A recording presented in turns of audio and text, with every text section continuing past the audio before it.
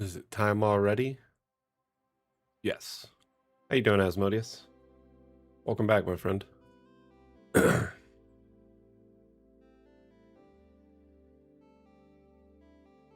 Glad to hear it.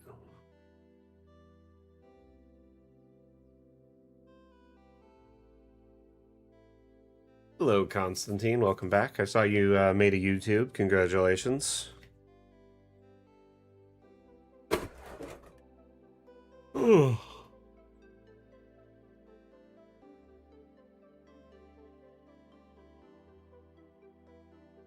Thank goodness my camera's working. Oh, I couldn't get it to work earlier for like ever.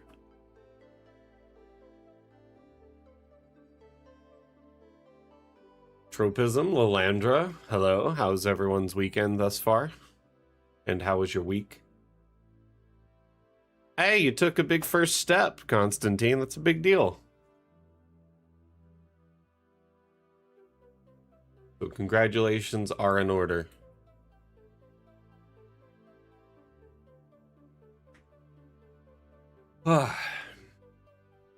Sorry, everyone. Dude, I haven't printed all week because I've been busy helping Mrs. with a project. That and I hurt my hand. But I'll be back onto it before the end of the weekend. I got a whole bunch of stuff in the print queue that I need to get done.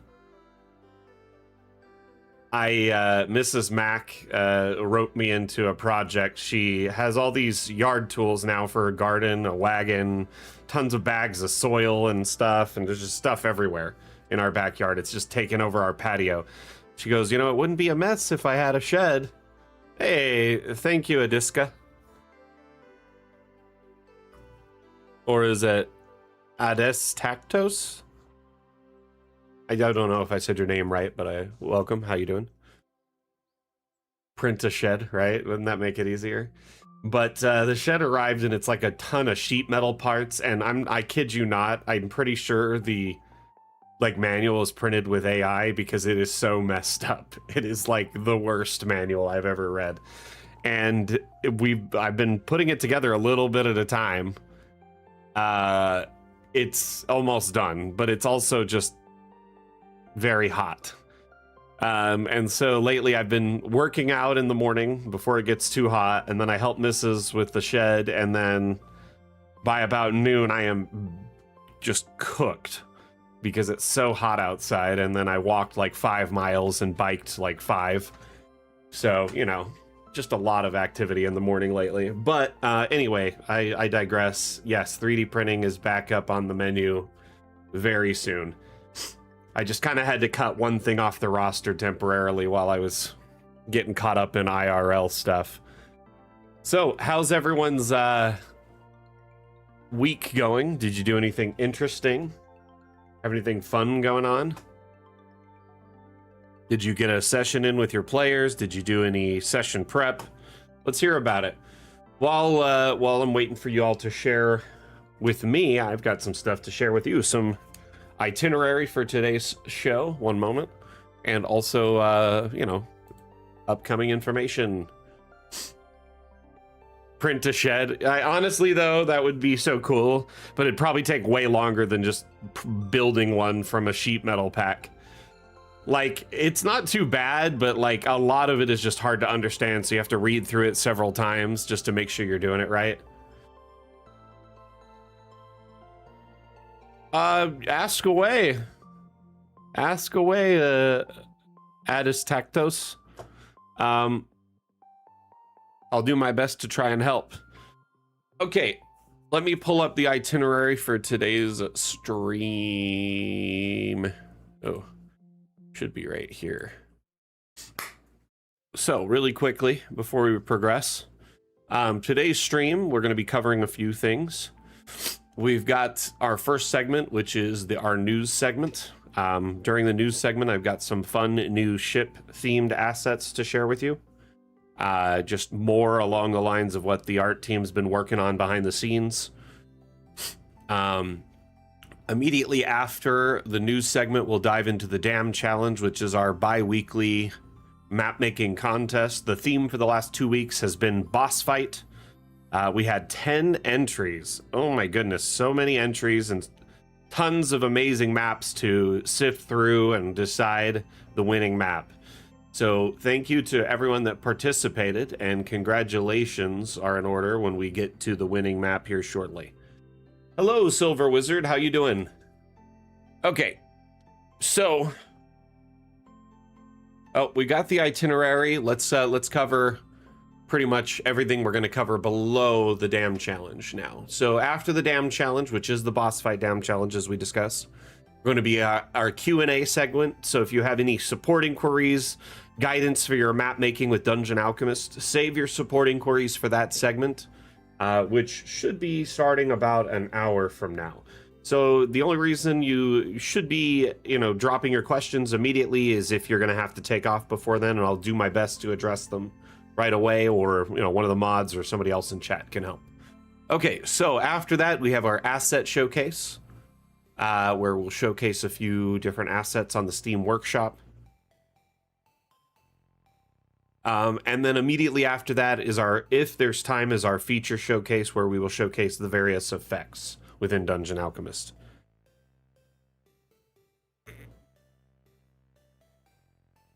So, Addis Tactos, where did you make this map using Dungeon Alchemist?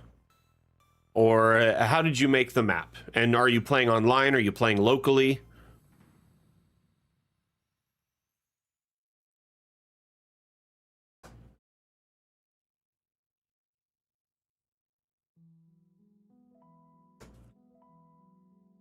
Okay.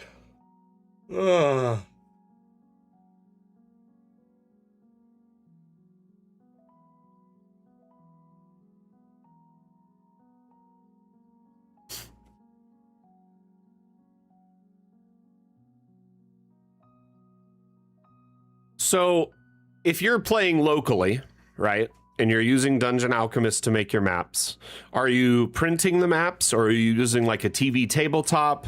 Can you tell me more about your setup?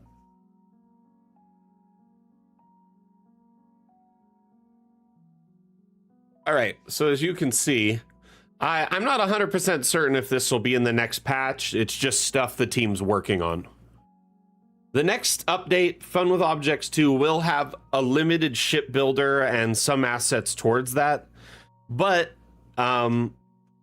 not everything that we have made for it is going to be ready or available at that time, because it's also, a lot of our shipbuilding content is planned for Fun with Objects Part 2. Or I mean, not Fun with Objects Part 2, for High Seas.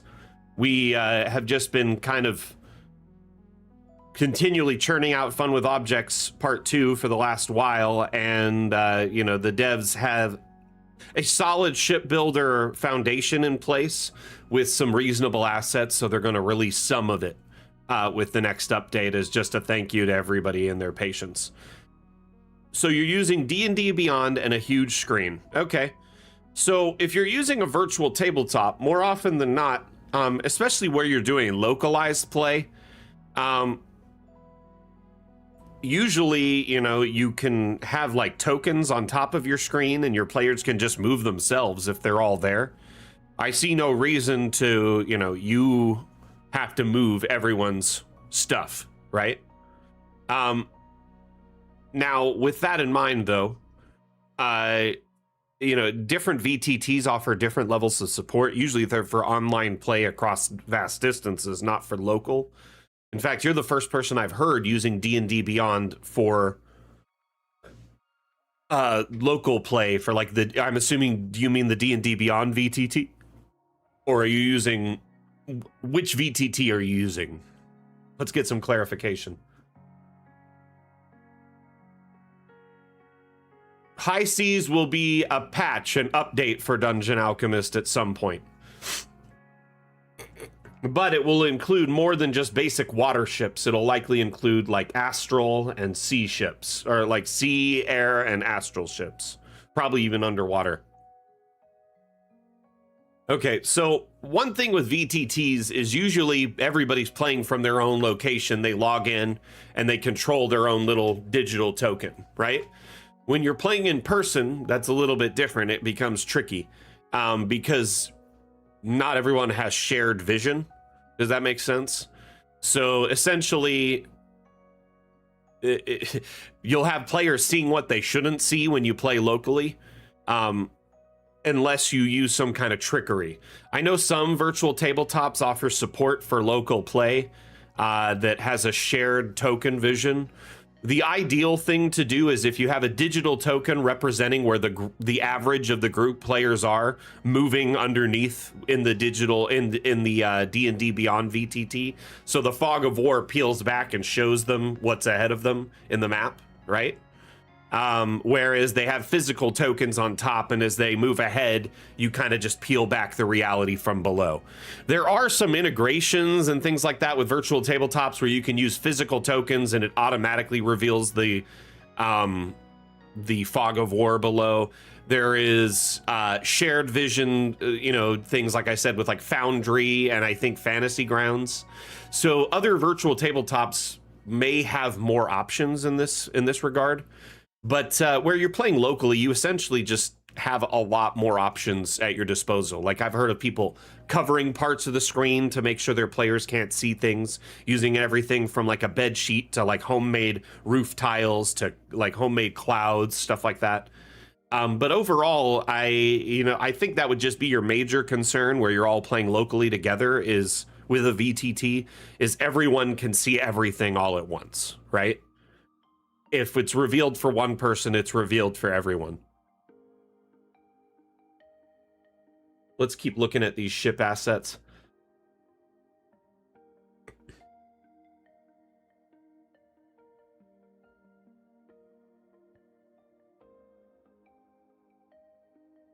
Silver Wizard, maps of large cities are totally possible, but it is just a fair warning. Dungeon Alchemist is essentially able to build maps and scope and size based on your computer specs. So the more powerful your computer, the more intricate of a map you can make, i.e. the more details or the larger size map it can be. So, that's just something to keep in mind.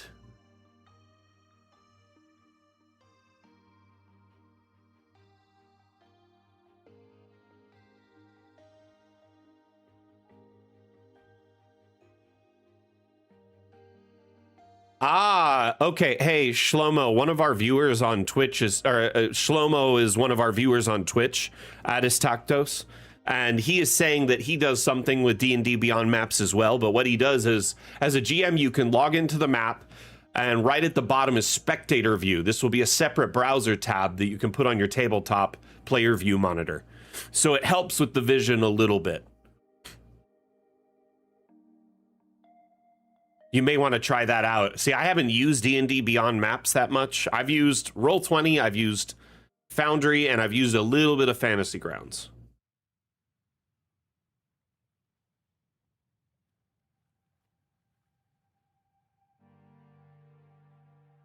So the devs have been continuing work on the shipbuilders, adding more variety and stylings.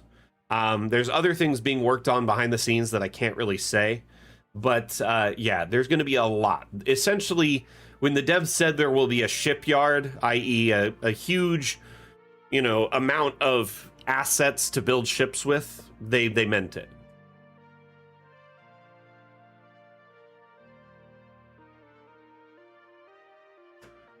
Okay, so there is our teasers. Let's move on to the dam challenge, shall we?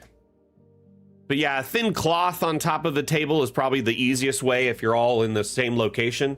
I know Foundry has a module for it called Shared Token Vision, where essentially they all share one vision. So you just kind of have to move them as a group. But honestly, that's the way I would do it, is just reveal it a little bit for them at a time. But that spectator mode is something you should look into, Adis Tactos.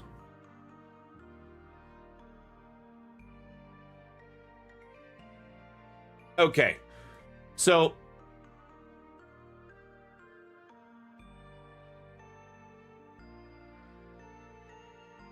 Oh, interesting, slow-mo. Okay, so I'm going to switch us over to the dam challenge really quickly.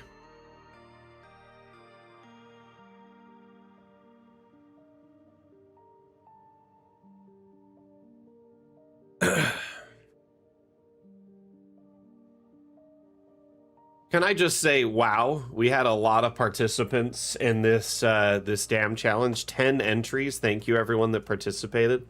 That's like double, triple our entries the last few times, so it's fantastic to have a lot of choices for judging. But also, I love seeing a lot of entries because it's great. Makes me happy. The dam challenge is like, I guess, a good portion of my job, like a big portion of it. So I like it when, there's a lot going on. And I can't like force people to enter, so I just kind of have to motivate you. Yes, all of the entries are amazing. Let's get into those, in fact.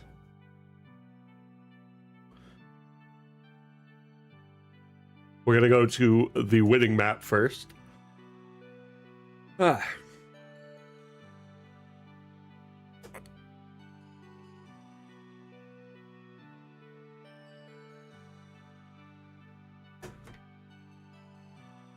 So the winner is Swedish Cook. So congratulations to Swedish Cook.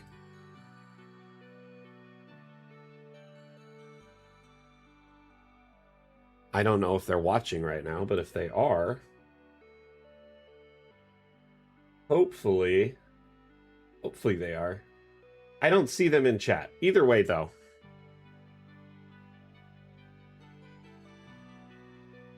Atlam, I've kept up with Atastactos. I guess unless you're just sharing the chat with chat.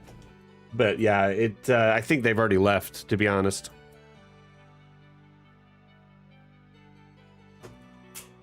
Swedish Cook's map I found very delightful. There's an interesting amount of symmetry in it, good lighting, a suspended platform floor, which I found very delightful. I love the just rounded arcade feature here with the hallway.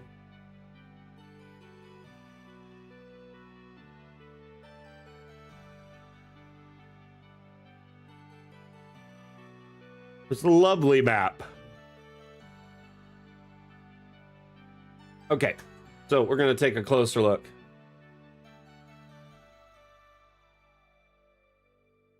Silver Wizard. So Dungeon Alchemist is very much in early access at the moment. And at this time, our devs have opted to not offer any language localization until we finish the entire product, until we leave early access and go to full release. Basically, there's so many changes happening on average with every update that it would take a tremendous amount of manpower and effort to go through and essentially, translate everything, check those translations to make sure they're good, and then do that again and again and again every update. They said that they want to do it eventually, but they want to wait till Dungeon Alchemist is done. And then at that point, we'll, slowly start adding different localization for different languages. I believe Spanish, Chinese, Japanese, a few different languages are really high up on there.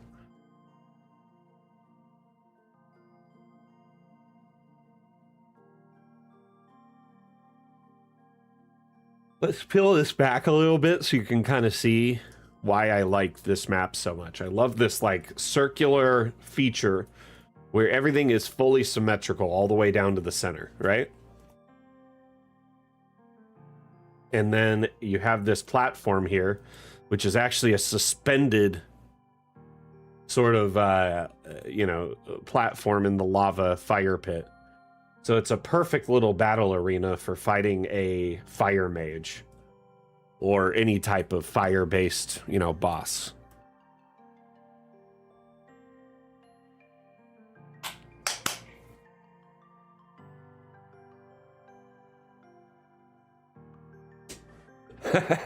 Yeah, see, a lot of people don't realize we're in early access, and they'll, kind of forget that as much.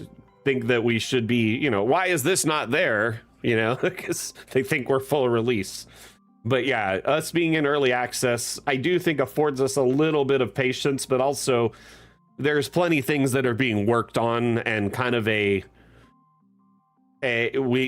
in this point in development where we're not only very receptive to community feedback and ideas towards future development, but also we're getting to the point where we're winding down in the last 3 or 4 major updates before we go full release. It's pretty cool, because we've got Fun with Objects Part 2. Fun with Objects was so big we split it into 2 updates. So the next part will have like object rotation, selecting multiple objects and grouping them, or copying and pasting them on the same map or multiple maps. We'll be adding things, like I said, object rotation on any axis.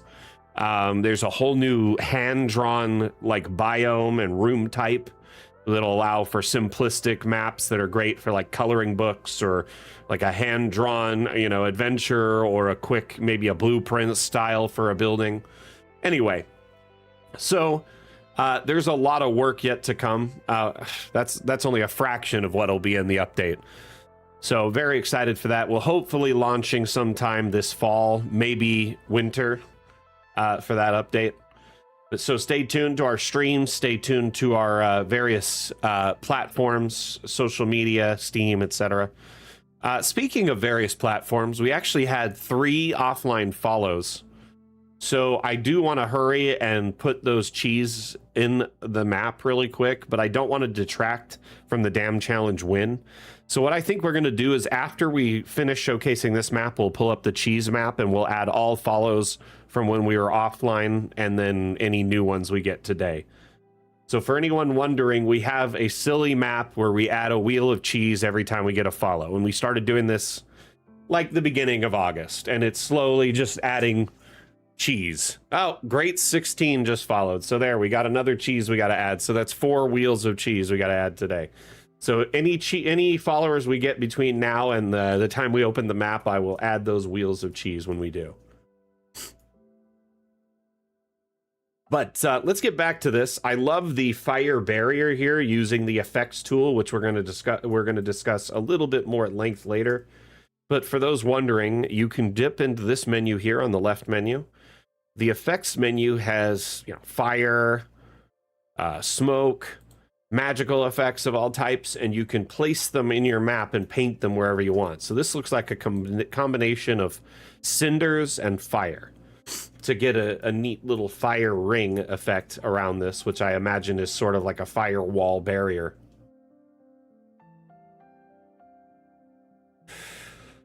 High Seas, Gavin Dotson, is a completely separate update, and that'll likely be, I think that'll be sometime next year. We're hoping maybe summer next year, maybe spring if we're lucky. But I do believe the High Seas is the next major update after Fun with Objects Part 2. So we're going to add a small little sliver of the shipbuilder, the foundation of the shipbuilder, in Fun with Objects Part 2. But then later on, when High Seas launches, there'll be way more shipbuilding stuff, sea-based biomes, etc. Buildings and the like, assets to match. Cool.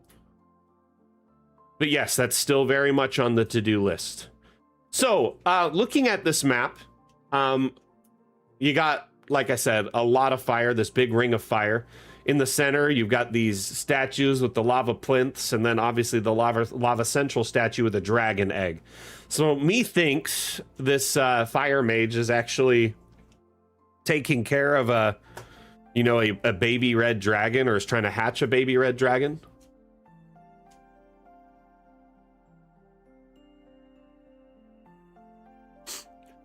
Great. Hey, I'm new here. Been having a bit of fun and stress modeling the maps for a few games of COC. What is COC? What is that a acronym for?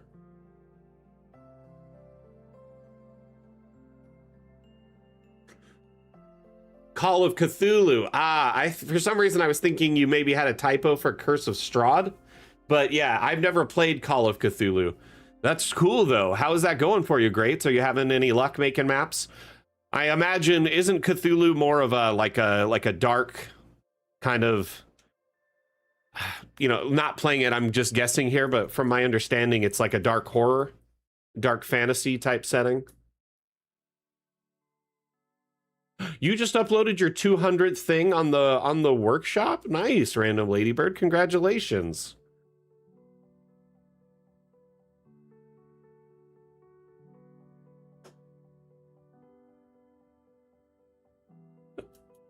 I'm glad you're hyped, Gavin. Glad you're hyped. Greetings from Argentina. I have to say, Dungeon Alchemist has been the mastermind behind every single map in several of our campaigns and my group of players. And I couldn't be more thrilled. It's simply astonishing how much creativity and immersion it brings to our games. We're absolutely delighted. Thank you for the kind words, Silver Wizard. So much kind words today. Just nice people dropping in, saying hello for their first time. So welcome all the new faces. To each and all, every one of you. My name is Mac. I am the community manager for Dungeon Alchemist. So I sort of run the show here, right?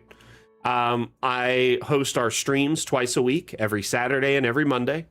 We have the Damn Show every Saturday and Mapmaker Monday every Monday. Atlam, can you drop the times for those in chat so I can skip over that?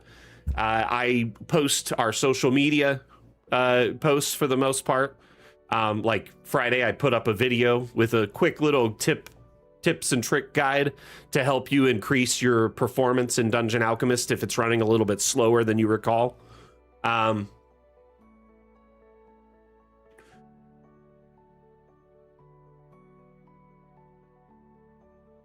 COC has a touch of insanity. Interesting. Can people tell me more about the environment? Like, what is it about?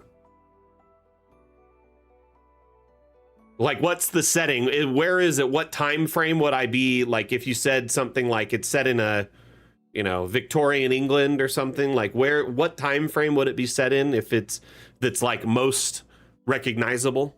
And then like what happens in the game in the setting?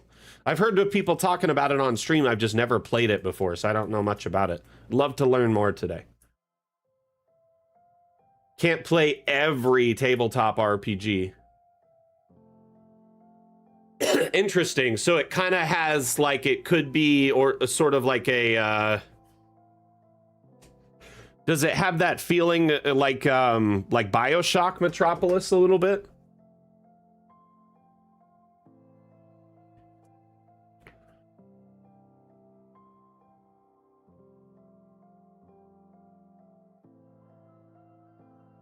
Oh, nice, Gavin. So Gavin on Facebook says, I use Dungeon Alchemist for all my maps. I just got done making a colossal squid fight. That's awesome. That is awesome. Is it on the workshop? Maybe we'll check it out later. I love this little ridged roof here. It just fits the whole aesthetic really well. I wish Swedish Cook was here so we could ask him about his map. When the person who made the map isn't here, it makes it harder to, you know, get unique details. But I'm assuming that something to do with this dragon skull with all of the, you know, candles around it and then the sacrifices here is something to do with maybe birthing this baby red dragon. Oh, Swedish Cook makes fire maps. Here, let's read the description. I try to avoid reading descriptions because I like to make my own assumption of a map as a creator, as a DM, and I think a lot of you do the same thing, and I think it's smart to go into a map looking at them with your own assumptions. Granted, I love looking at everyone's descriptions, but I often try to pitch these maps on the workshop as maps you can use in your campaigns, not just one for the person who made it. You know what I mean? So I often try to find a common ground or a commonality or make a narrative myself. So deep in the mountains lies the realm of the fire mage. When a group of adventurers slayed his dragon, he vowed vengeance. He's now trying to hatch an egg of the dragon so he can burn all the valleys once again. Yep.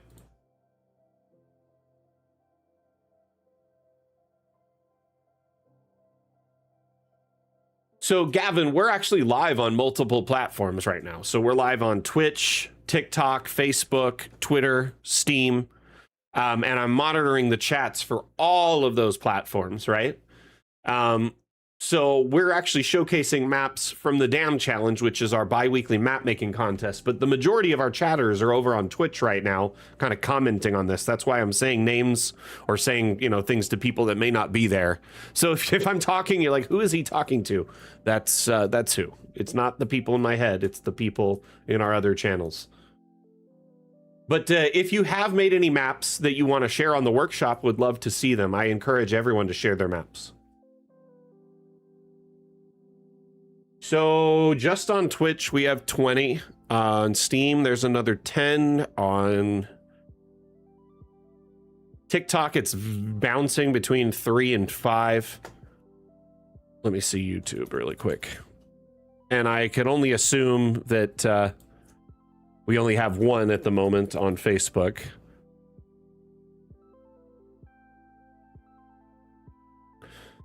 So we're live on 2 different... Oh, maybe we're not. Wow, I thought we were live in a vertical and a horizontal format. Huh, maybe not. I gotta fix that. But typically we're live in a vertical and a horizontal format on YouTube, and then the audience is split there depending on who wants to watch which way. But yeah, we have about 30, 40 people right now watching. No. Whatever works best for you, Gavin. I just wanted to let you know that if you're like, who is this guy talking to? That's why. Just, I think it is confusing for our members on other chat streams sometimes when they're like, hey, what? I don't see that person. They're not talking about anything relevant. I've had people accuse me of being like a recorded stream or a bot because I was talking to people they couldn't see.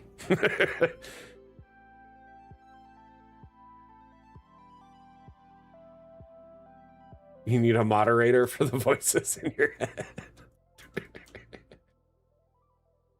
I do think this is a wonderful build. Good symmetry, good color, good lighting. Love the use of the fire. Love the little balcony area here with the floating kind of area over the lava. You don't see that much in builds.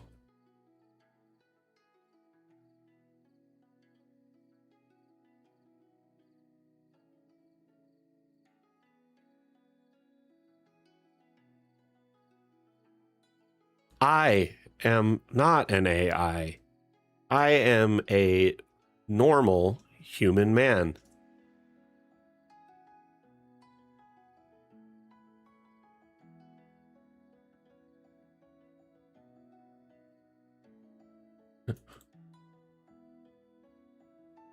Hey, Morgana. How are you?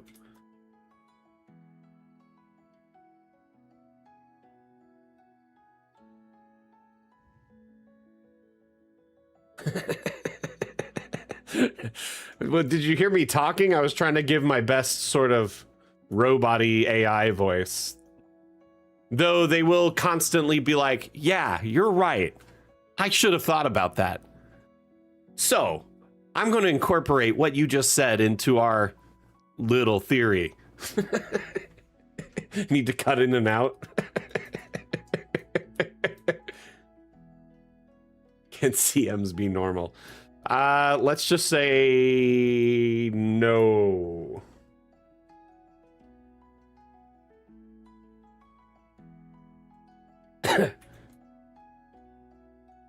Normal human man.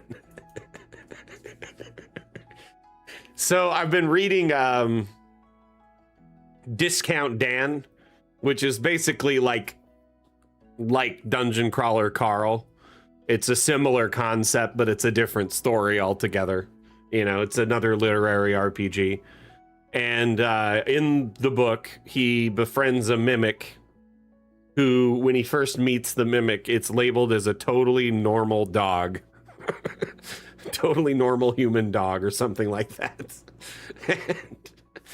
And, anyway, he essentially befriends this mimic who, you know, is warning him about a bad mimic. Yes, it's a pretty good book overall. I've read all of them, but I'm rereading them lately. I like to listen to audiobooks on my walk, so I'll usually grab an audiobook that I've read before and then throw it on so I can listen to it while I walk and try to see if I picked up anything I missed when I was actually reading it. Okay, so Discount Dan. The first book is called Discount Dan's Backroom Bargains.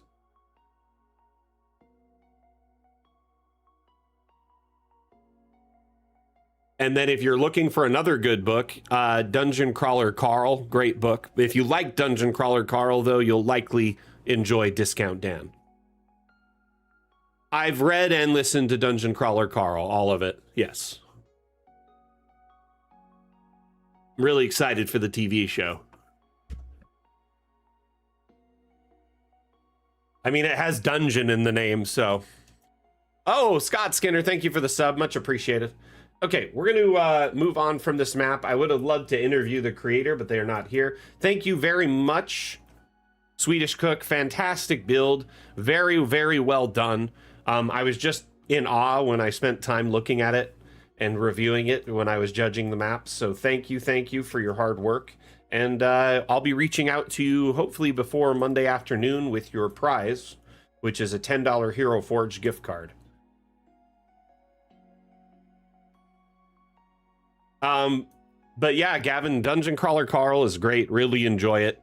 I basically got into it a few months ago and I started reading it because at first I heard it and I thought it was like a supplement for D&D or something, like it's some kind of, fun supplement kind of book or a module. But then I realized it was like an actual book, and I was looking for something to read, and I saw the paperback was on sale for like $5.99 or something on Amazon, so I snagged it. And then I read the whole book in like 2 days. I was way into it. So I started telling my wife about it. She liked it.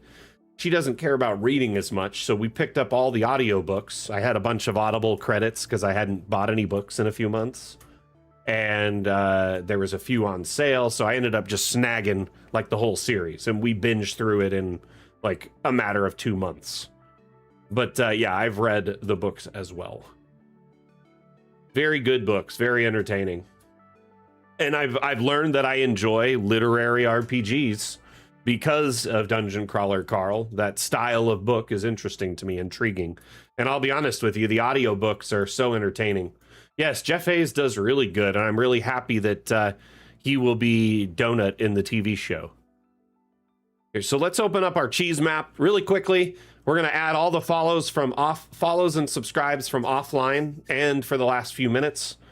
The cheese map is a fun little activity we've added on the stream where every time we get a follow, we add a wheel of cheese. So we added this cheese cave, which we're going to slowly fill, but we've got a little Pac-Man piece of art up here. Waka, waka, waka. And then over here, we've got a big piece of art that I made last week that says I Heart DA, which is I Heart Dungeon Alchemist, all in cheese wheels. And then over here, we've been working on a spiral, a leaning tower of Cheesa, if you will.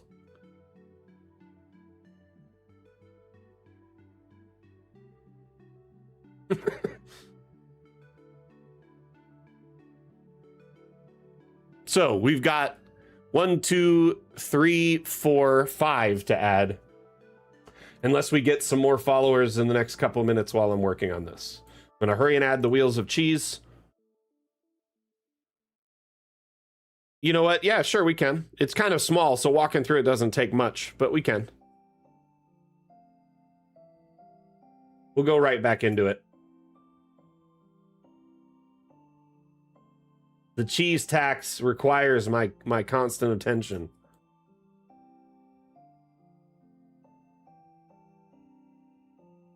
We got 1, 2, 3. I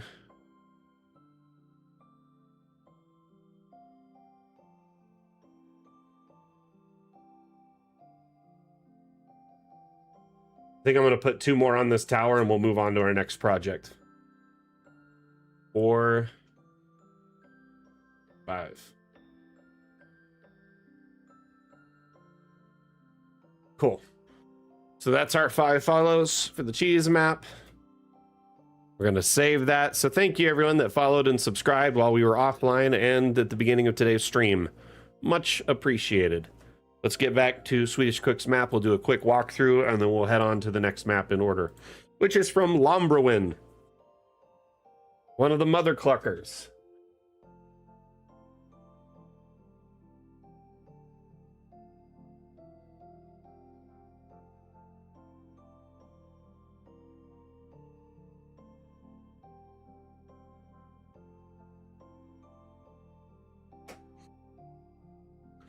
Let's drop a token.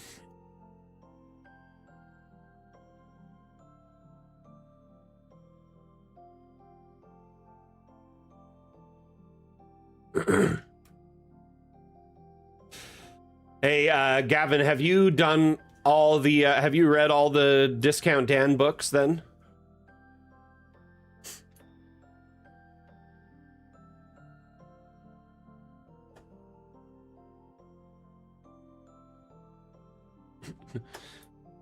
Yeah, basically the reason I got into Discount Dan is Audible recommended it to me after I finished Dungeon Crawler Carl, and at first I was like, wow, this kind of looks like a ripoff of Dungeon Crawler Carl. And then I started looking into it a little bit, got into the subreddit, read about it a little bit, watched some reviews on it, and then I also saw the author's description of himself and the book series, and he said that he took some inspiration from Dungeon Crawler Carl, but also kind of a lot of, you know, just pop culture from the 80s and 90s and some before. So it's just kind of his fun way to make his own literary RPG. And granted, it's going to be hard to make something in that same vein without kind of being similar to Dungeon Crawler Carl nowadays, because it's sort of a phenomenon.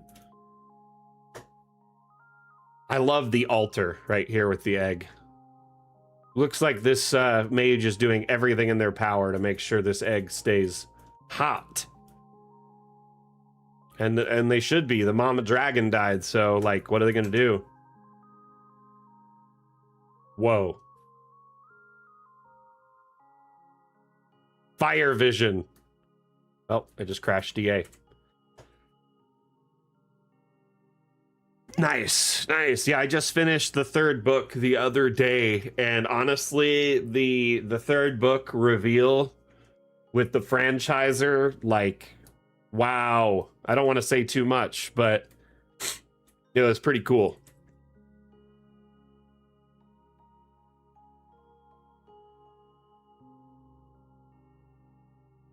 I think the altar area with the suspended platform and the, like, all the symmetry of it is what really just attracted me to this map the most. You know what I mean?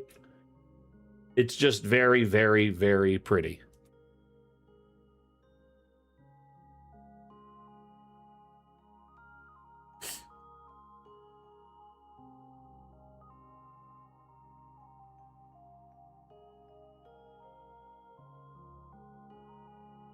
But yeah, Morgana, if you start reading Discount Dan, let me know so we can chat about it a little bit on stream here and there when you're in.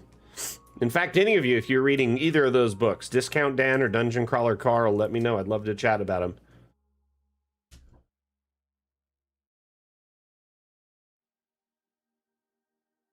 This right here with the moonlight on one side looks really good.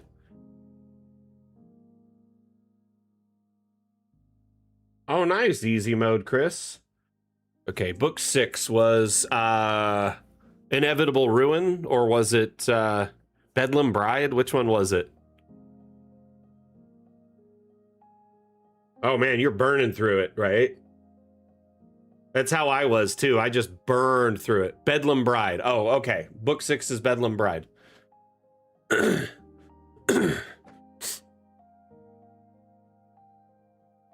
Bedlam Bride's really good.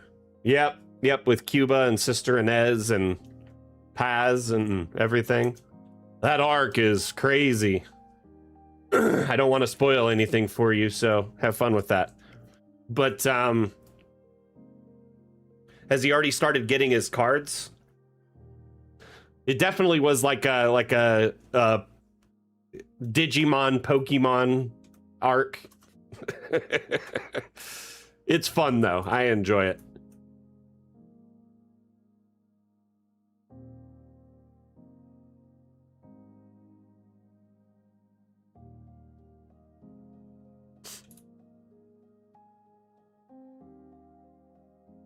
Ah, well, you'll learn more as you go.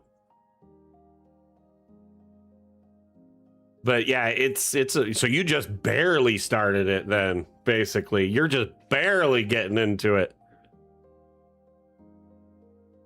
That's fantastic. I hope you enjoy it. Prepotente is my favorite by a wide margin.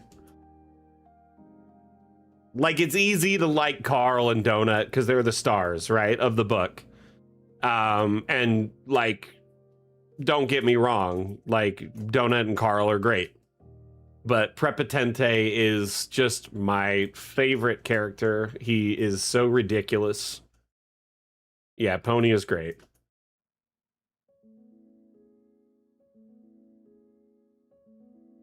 Carl, you fool, you cad, you imbecile.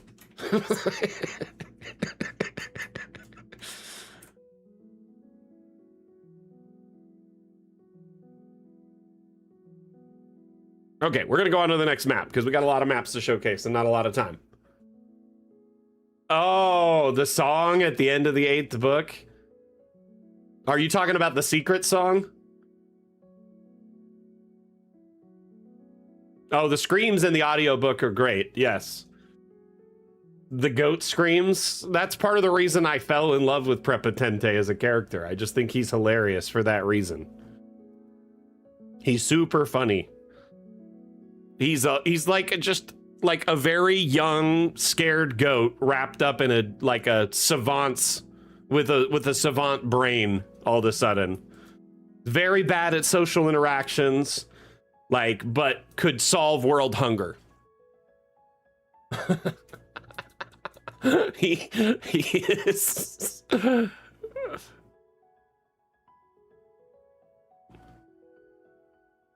I can feel her crawling in the air tonight. Oh, Carl.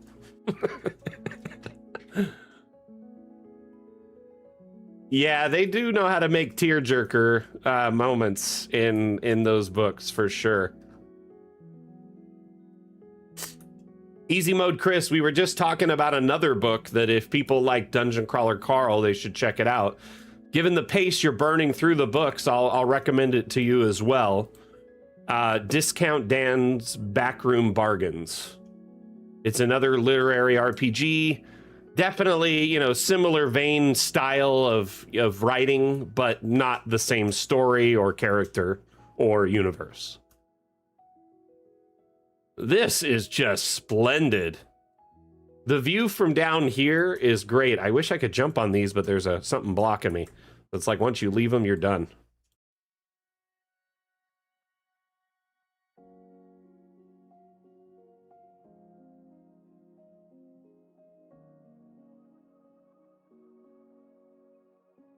Are you talking about Prepotente? Maybe. You know, I've heard about that one. I'll have to check it out. So Discount Dan is about, essentially it's set in the back rooms. Ah, trapped. I'm dead. Dunzo. But Dan is essentially a construction worker who got no-clipped into the back rooms, and he's trying to survive. Trying to figure out what back rooms are exactly and why they're happening, and yeah. Because of the nature of the back rooms, he's basically awarded, you know, powers, abilities similar to like magic or, you know, something like Dungeon Crawler Carl. But yeah, I'll definitely have to check out He Who Fights with Monsters. I've been recommended it a couple of times, but I'm just always leery about diving into new books, right? And I'm sure everyone else is. This is great. Let's go check out the tower. Can we get in it? I'll just, yep, it's the other side. Ah, there we go.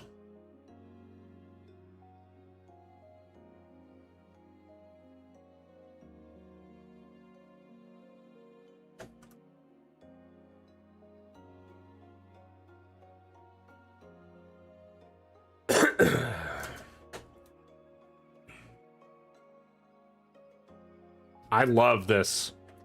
Like the grandstand up here for the, like the king or the lord or whatever watching over, you know, Thunderdome.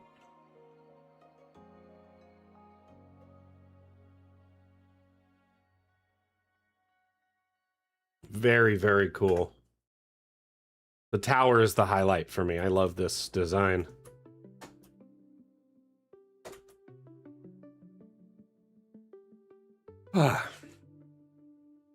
The big bad's throne. Does he ever jump down and join in the fight? Let's see the subfloor here. Yes. Gotta love when the elevator leads somewhere. Gotta have a dungeon pit for all the fighters, right?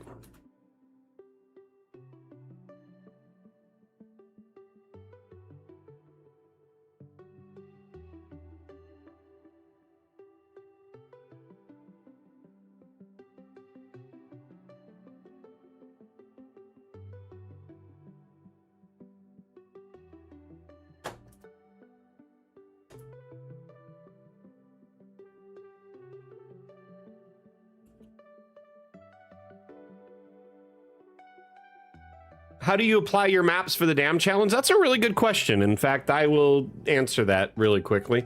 So the dam challenge is our bi-weekly map making contest, and every 2 weeks we take all the entries which are shared in our Discord. So to enter, there's a channel in our Discord channel in our Discord server labeled Dam Challenge. In that channel, there's a pinned message at the top. You can click pins and look at all the messages that have been pinned. The pinned message shows all the rules for entry. But every 2 weeks during the Dam Challenge stream, we showcase the entries from the previous 2 weeks, and then we show the winner, and then we pick a new theme. Speaking of which, we should be doing a new theme, or picking a new theme. So everyone here is entitled to suggest a single theme suggestion, okay? So if you have an idea for a theme, share it with us here in chat, right?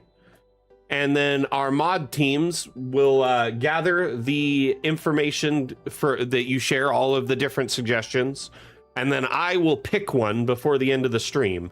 And that will be our theme for the next 2 weeks.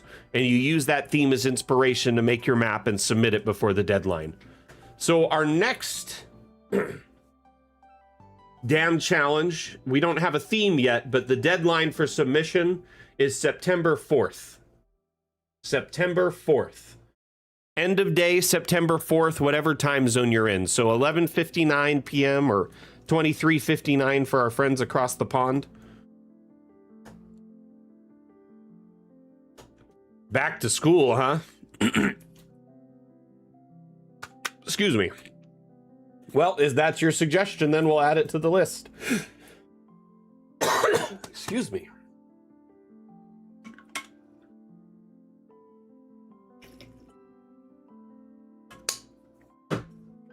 Okay.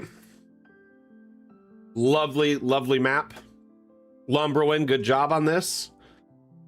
Fantastic build. We're going to move on to our next map, though. This one's from Redial.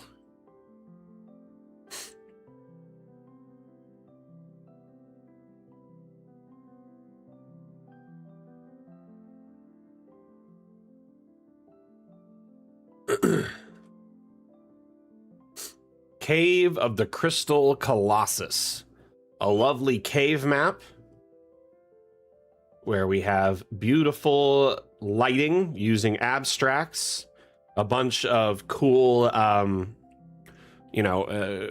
mushrooms, myco, type stuff. So there could be potentially myconids in here. And then, of course, the Crystal Colossus in the back, ready to fight. Gavin Dotson, is that your suggestion? Is Faye?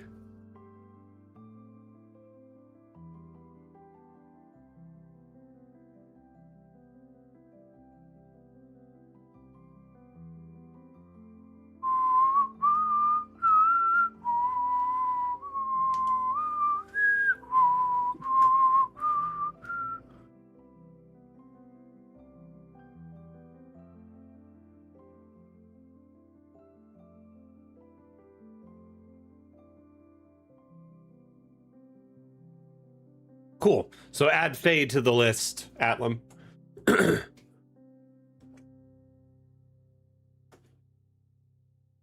It would be nice to see some more Fae maps. I'd love to also see some more desert or ice maps. Because we don't get a lot of them, you know?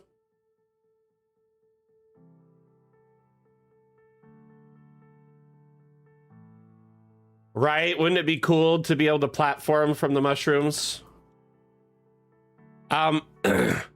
Whenever I run around in first person in a map, I always like try to platform as I move, because I feel like if you keep moving, then people will keep watching. So I'm like always trying to jump around, like those brain rot TikTok videos where someone's like platforming in Minecraft. Anyone know what I'm talking about? Oh no, I sank to the bottom. I'm stuck!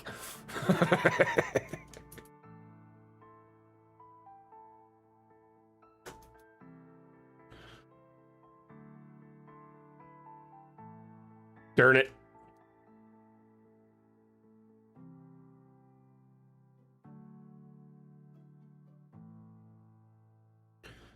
But yeah, I imagine everything in here is dangerous, and then the you know, the water's probably dangerous, but the mushrooms are the place to be. Which means it limits your battlefield and movement. You got to do a lot of jumping or flying potentially. Right? We need a double jump.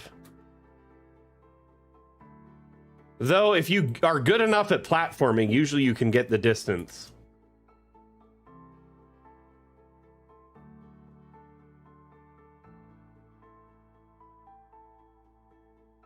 No! I didn't even jump in that one. I give up. I stink.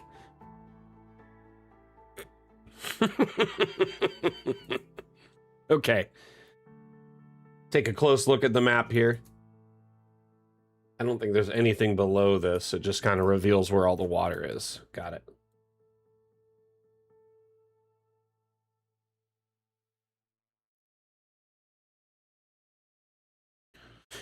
I mean, aren't crystals like used in all sorts of electronics as conductors and like circuits and stuff? So technically crystals can be electric.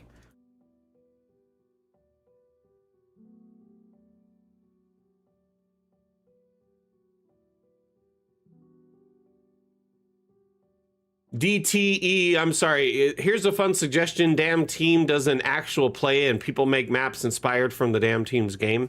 So you would like us to stream a campaign? Oh boy, do I have a story for you. I've wanted to do that for some time. It's been a big push from me pretty much since I've started as the community manager. But unfortunately, the devs just aren't interested in that right now because they feel Dungeon Alchemist isn't done enough. They want to get it to a point where it's more of a solid release before we start featuring a campaign almost exclusively using, you know, Dungeon Alchemist content. That said, yeah, I've kind of tried to talk to them about it or work it out. I've even sourced out a professional DM that I thought would be awesome. I thought it'd be fun to incorporate members of the team, either in one-shots or like a weekly game or a bi-weekly game, and or even community members joining, and then having team members join as guests here and there, like important, crucial characters. I would very much love to stream a campaign, but for right now, the focus of our streams are to showcase community maps, teach people how to use Dungeon Alchemist better. So by offering live support and real-time tutorials, essentially. In addition to that, the stream is a great place to, you know, check in on the latest and greatest up-to-date information on what's happening in our development. In addition, great place to network with our community, who is just an absolutely awesome bunch of DMs, GMs, artists, you know, D&D players, etc. I'll always give a damn, Bane. But for now, we just really just showcase the product, which is Dungeon Alchemist, i.e. the maps. How maps, you know, the cool maps on the Steam Workshop, the cool maps our community makes.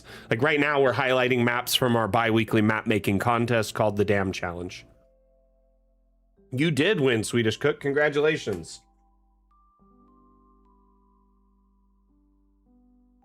This is very true, Morgana. As Morgana says over on YouTube, however, if you'd like to see live streams where they play with Dungeon Alchemist maps, there are loads. There are quite a few streamers here on Twitch that use Dungeon Alchemist maps. I follow probably over 100 of them. They all range from, new fledgling streamers and DMs to very experienced long-term DMs. Yeah, congratulations, Swedish Cook. You weren't here earlier when we showcased your map, so let's give you some congrats while you are here. Yeah, let's give the winner of the damn challenge, Swedish Cook, some pats on the back.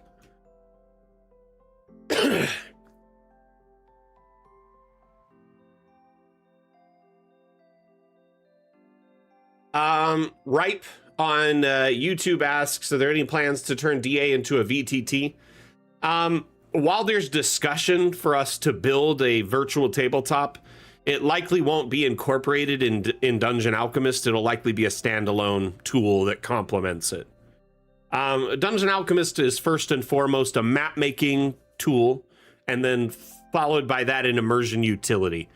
We find that if you start tacking on all these extra features, you start getting feature creep, and it can really hurt the core focus and fundamentals of the application. So at the end of the day, Dungeon Alchemist will always first and foremost be a map-making tool.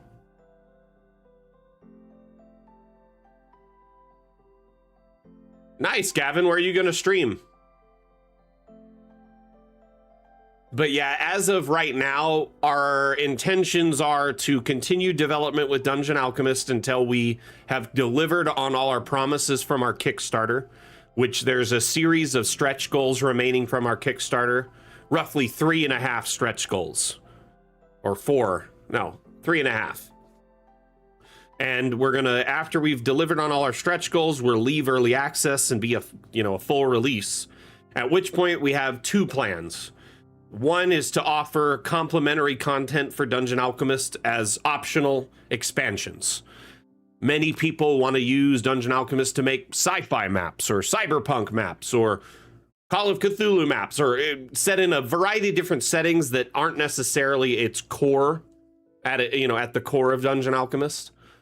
So we plan to expand and offer asset packs that'll include biomes, rooms, assets that complement those themes. They'll be 100% optional for a small nominal fee. An expansion, old school expansion, like in games of yesteryear. In addition to that, there's discussion, potential of a new Kickstarter for the Dungeon Alchemist VTT, or even just developing it on the side as a standalone app that pairs with our map making tool, directly. What that will include remains to be seen because it's so far out at this point. We're looking 2-3 years minimum before we even start, getting into the development for that.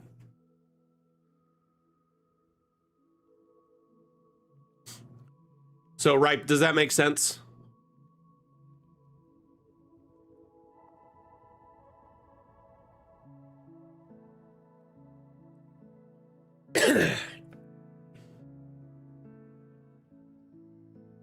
Oh yeah, the community assets are amazing. For those that haven't, if you haven't already, do yourself a favor. Next time you're in Dungeon Alchemist, open the Steam Workshop tab and either browse assets or maps. But do not fall into a trap of subscribing to every asset you see, because every asset is not made equally. Great example here, okay? This pallet of planks, 2.81 megabytes. This staircase, 1.65 megabytes. This house in ruins, 65 megabytes for a single house, okay? Some objects on the workshop are higher quality and denser file, or more file density, i.e. they're larger, because the person who uploaded them didn't care to decimate them, shrink them, reduce them in any way. Maybe they just sourced them from a third party and automatically uploaded them. So, keeping that in mind, when you start subscribing to every asset under the sun, some assets being very bloated can cause Dungeon Alchemist to run a little bit slower. Think of it just like, like a pool you're slowly filling with water. Eventually you're going to hit the point where it'll overfill and it'll kind of gum up the works. So the more assets you have that are poorly optimized in your collection, the more likely Dungeon Alchemist will start to run slower, boot slower, and take longer to complete tasks. You'll get lower frame rates, etc. And that's because assets from the workshop must preload in your RAM as you load up Dungeon Alchemist, and every time you load a map. There's a verification process with Steam, I believe, that has to happen. Hey, Zach, how you doing?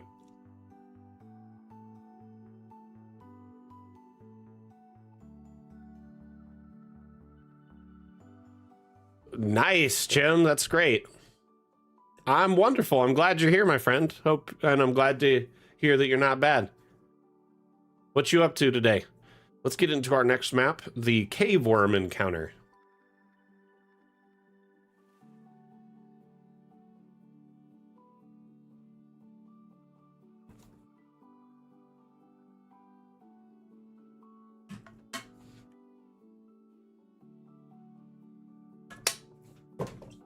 Remember, y'all, if you have suggestions for the dam challenge, let us know in chat so our mods will collect them in a list.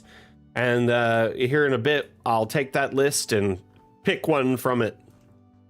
So your theme might be the next theme for the dam challenge. So make sure you suggest something. You know, I love this map that at its core, it's just a simple map, right? Hold on. Did they fill that? Is that a pit? Yeah, it kind of looks like it. Steam has one built right into it, right? And I just released a video on our YouTube and in our Discord kind of guiding through that. Can you grab the link for that, Atlam, the new video, and share it to Ripe?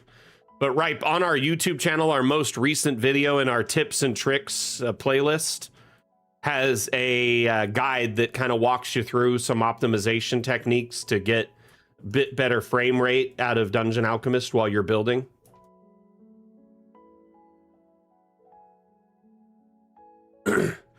But basically, Steam has an unsubscribe from all button built right into the workshop. Though I would love to see that function built into DA as well, because if it exists in Steam, we likely can incorporate it into our workshop functionality.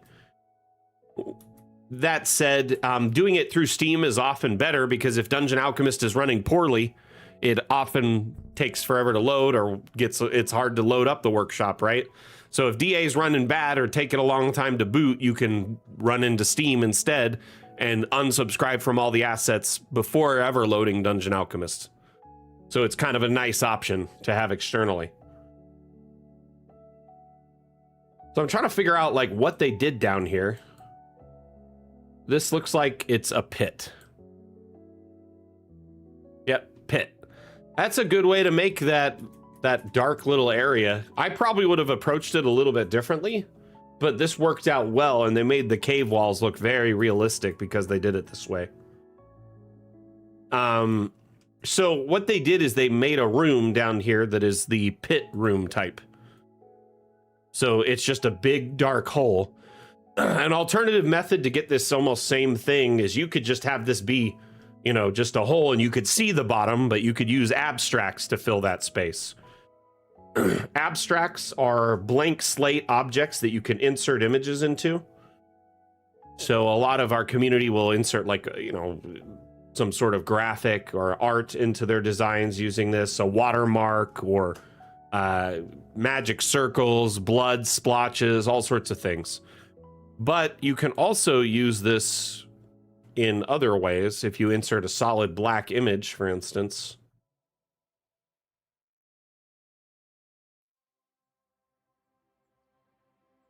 We're going to kind of center that and then just drop it down. So we got the same effect and have a much more control over the depth too.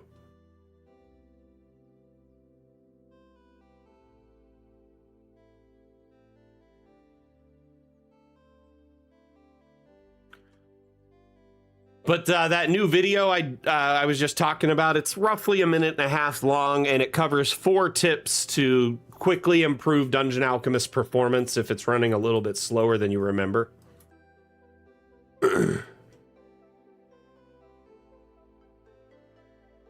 I made that video, I made it because my dev build for Fun with Objects 2 isn't working that great, and I'm having trouble making teasers for the features that I need to make teasers for. And so I defaulted to just full version of DA and made a tutorial that was like a guide helping people out, because often these are things I discuss on stream. People run into these issues. So I thought, hey, might as well. It's a pit boss fight. So, I mean, ever since, you know, Tremors, watching Tremors as a lad, I've definitely been scared of giant worms tunneling up from under me. Then you have things like Dune also, you know, adding to that fear. Being in a cave somewhere where you're like navigating a tiny space that's like rickety and falling apart, only for some gargantuan creature to appear out of the darkness and attack you, that would be terrifying, wouldn't it?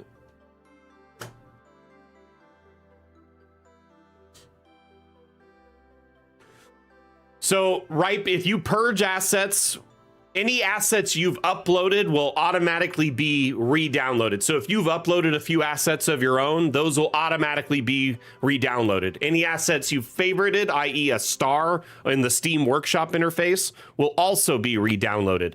But everything else, no, until you open a map that requires it. So if you're working on a map that has assets and you unsubscribe from all, if you come back to open that map, Dungeon Alchemist will prompt you to download the assets again.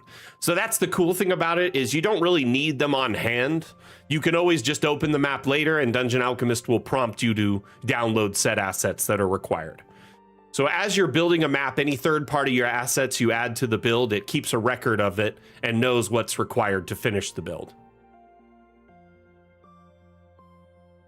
But yeah, I imagine, you know, being in a pit of death where it's like an old mine and everything's falling apart, but yet, hey, there is something lurking in the depths.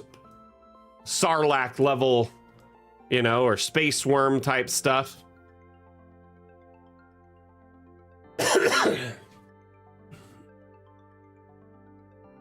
But like I said, Ripe, if you open up any maps from the workshop, or if you're working on a map and you purge and then come back and open DA, if that map was the last map you loaded and it still needs assets to load, it'll prompt you to get it.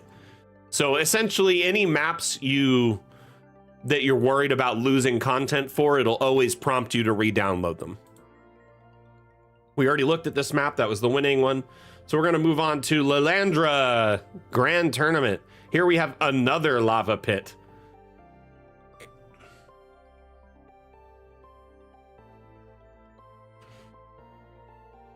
Sorry, I just looked at the time and realized we barely covered any of the maps, so I'm going to kind of burn through a few at about 5 minutes each, so we can still cover everyone's work. I love that we got a few different arenas, because you can always use more arenas on the workshop, right? Everybody could use them. But this one is unique in that it's got this kind of little upper area, the upper deck, where it's got all the guards. You know, it seems like you're here to fight to the death, right? This isn't fighting for sport, it's fighting to the death. That is correct, Atlam. So if assets are removed from the workshop for whatever reason, then they will, you know, disappear entirely from your map. But that's very, very, very rare edge case that doesn't happen.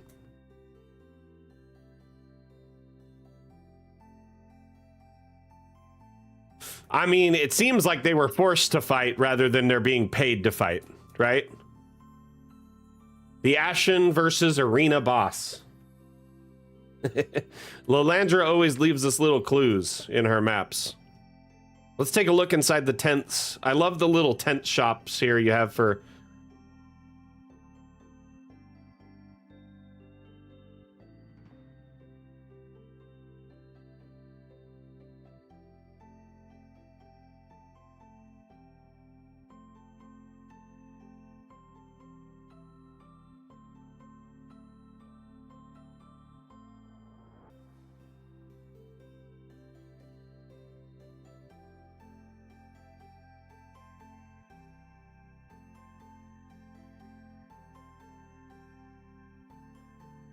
That's quite a contract there.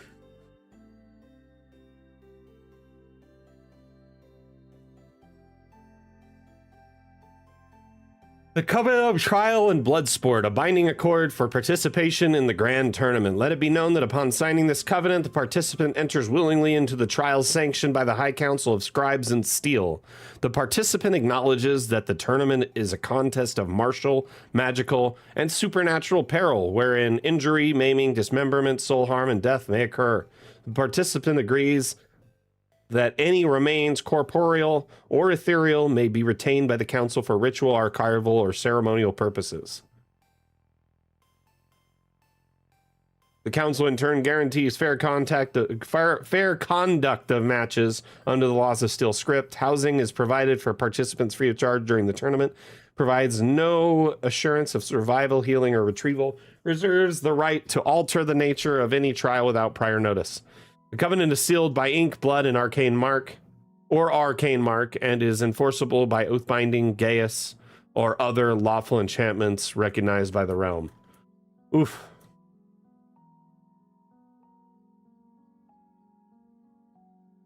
That's a brutal contract. And what if I can't read?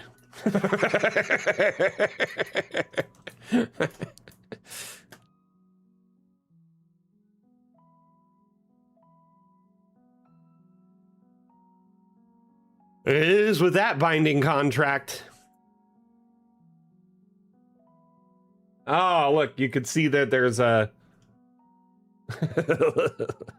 little brackets on the back there.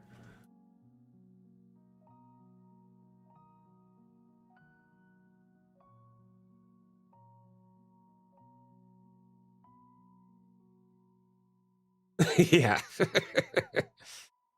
There's a lot of oozes in here. Can I just say, Lilandra, that's a little ooze heavy.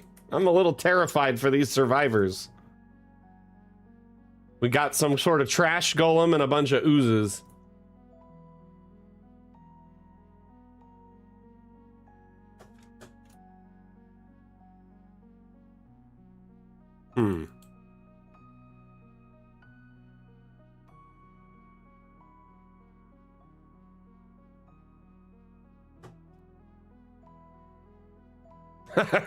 Smart. And I like how the little seating areas for all the contestants are in here. Oh, moment. Back is scritching. Itchy.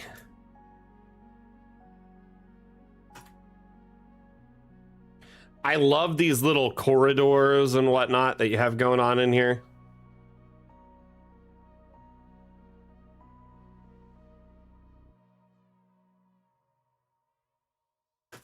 Like, you did a really good job shaping the under area of the arena, which honestly, like, from what we know of, like, the Colosseum, right?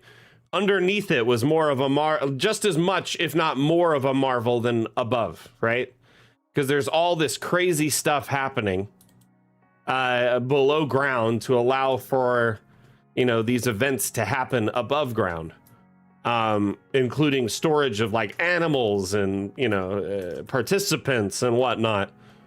So, oh man, just a bone pit. Why did I miss this on my first pass?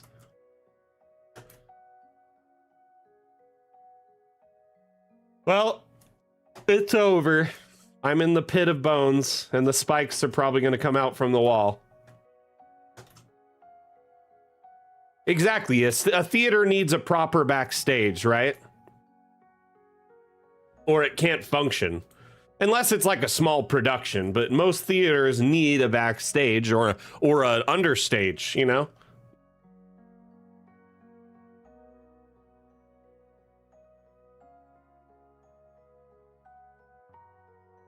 It's very cool map, Lilandra. Thank you for building it and for sharing it. Honestly, I have a big itch to build like an arena for my next Mapmaker Monday theme, so I think I'm going to be doing it. And the more I see all these arena builds in this damn challenge, I want it even more. We need more arenas and like coliseums and fighting pits on the workshop. Okay, what's our list of suggestions looking like at the moment, Atlam? And for those wondering what I'm talking about, you can make a suggestion for our next dam challenge. So if you would like, pick a 1 to 2 word theme for our upcoming dam challenge. That theme will be added to a list, and I will pick from that list before the stream ends so we can have that as our next theme.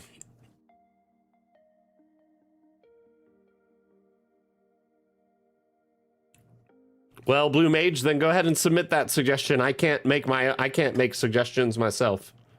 Well, I choose not to. Let's just say that. Wouldn't be very fair of me to put in a suggestion to the list and then pick that suggestion.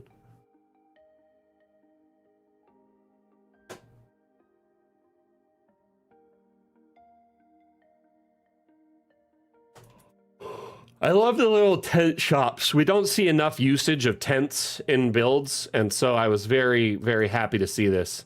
Though the more I see them, it makes me want to just consult with the devs and ask them to figure out how to add all the color options for it so we could switch between them, you know? So it's not just red tents. We can have purple tents or blue tents or black tents or whatever, you know? And I know you could do it with freestanding objects, but I want to be able to use the room builder to do it. Just seeing them all in a row like this, all red, makes me want it even more.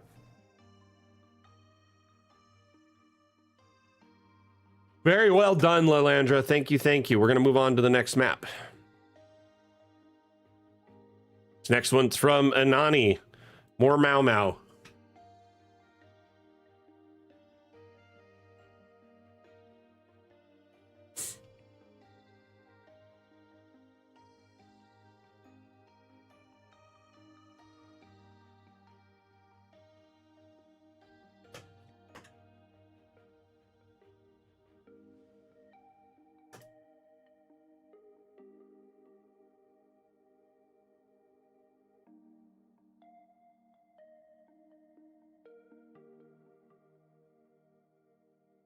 So, Anani really loves to kit bash.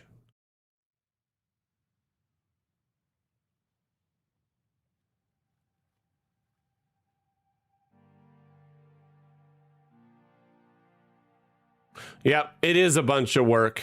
But yeah, it would be nice if we offered ceilings and walls for you know, the various tents in different colors. I think they'd be used more if they could be. Like if the color options were an option.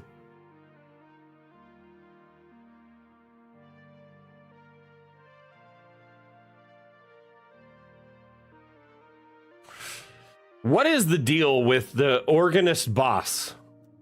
Is that like a trope that I'm unaware of? I'm trying to think, like, there's probably several, like, in like pop culture and video games and stuff where there's a boss that plays an organ.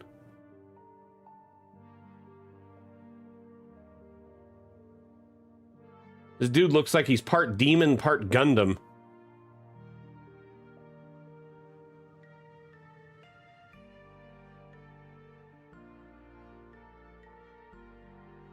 This was a heavy contender for the win, for sure.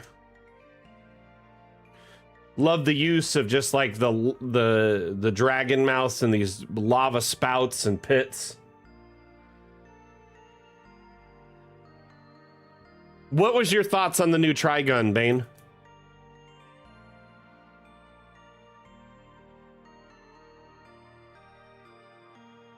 Well, you have like Davy Jones does the organ thing, right? In Castle Crashers, there's literally a boss that does the organ thing. You have Phantom of the Opera, right? There's a bunch of movies, shows where it's like someone just has an obsession with an organ and you have to go to their random organ room and fight them or talk to them. Because that's like a thing people do, I guess. It's like a normal situation. I guess it's commonplace. But this is really great floor work.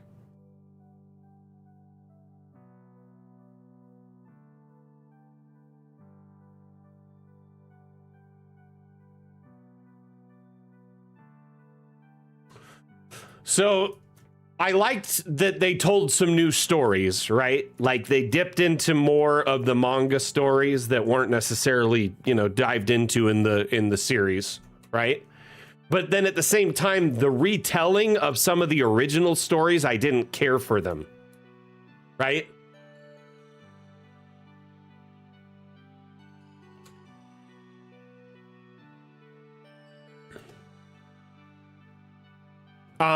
The art style was interesting, to say the least.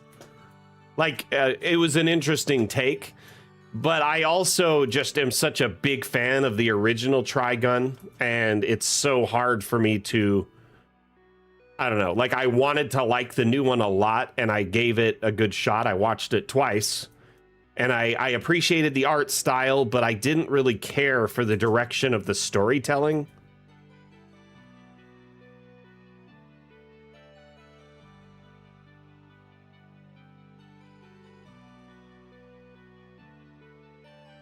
But yeah, having some sort of boss with an organ seems to be like a trope in a lot of different shows and movies. Doesn't Nemo also have an organ in 20,000 Leagues Under the Sea? Say it's orchestrated. You know what? Get out. I'm just kidding.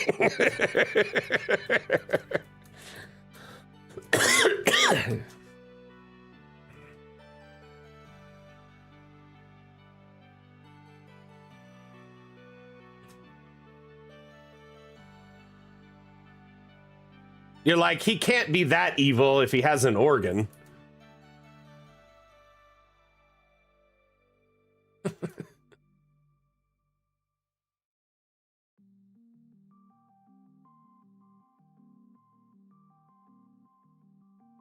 The view in here is really beautiful. Anani did great work on this map. I wish he was here so we could talk to him about it. But he's not!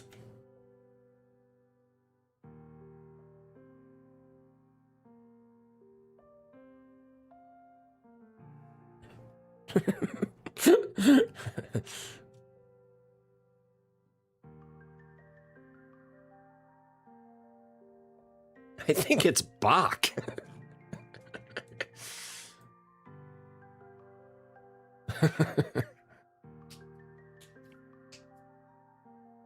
Every time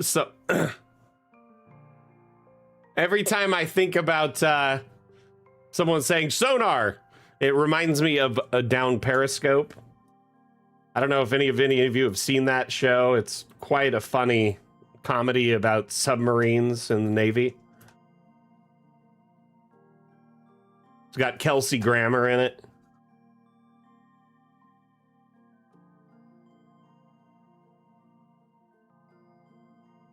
Yeah, it's one of my favorite. I don't, you know, military movies are kind of hit and miss, right? But I really appreciate that movie as like a film. I think it's hilarious. I do love me some good military movies, but military comedies, I guess, are few and far between, done really well, and that one was done really well.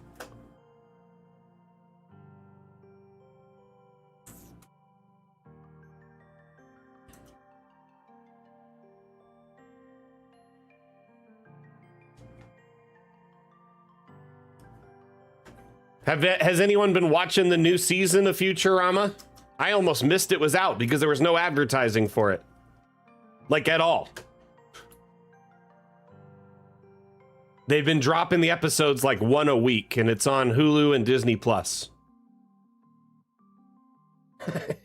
Not all spaceships have a front viewing glass like windshield. You know what I mean? In fact, I'd imagine a lot of spaceships don't have like viewports at all. That seems crazy dangerous, especially in like, you know, the ship's like bridge where like all the important people that drive it are.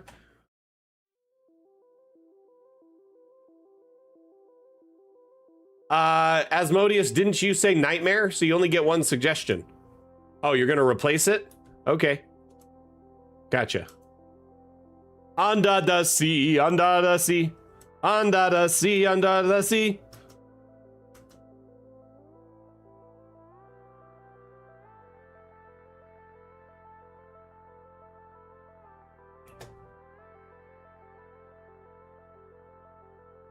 Black Lodge, can you give me an example of the VTTs that would use this? Because as far as I'm aware, only Foundry does this as of right now. Oh, there's like a whole map under here. Look at this.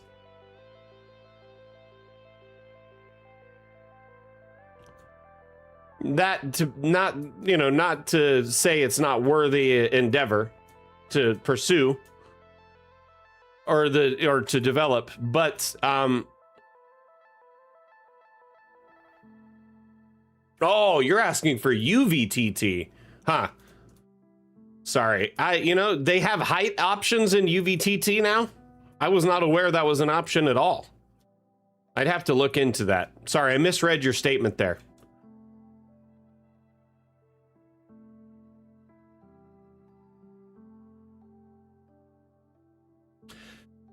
Question though, especially for Foundry, why would you prefer, say, UVTT over their format, which is, an image or a video and a JSON? UVTTs are great, but they're limited. They can only do stills. There's no animation for them. At least as last I checked. But I'm interested to hear more. Love to learn about it. That said, we do eventually plan to likely adjust our exports to support the new multi-level features available in Foundry now. It's kind of a bummer that we have to rebake and redevelop our entire multi-level features, even though we developed them a year and a half before Foundry put out anything multi-level.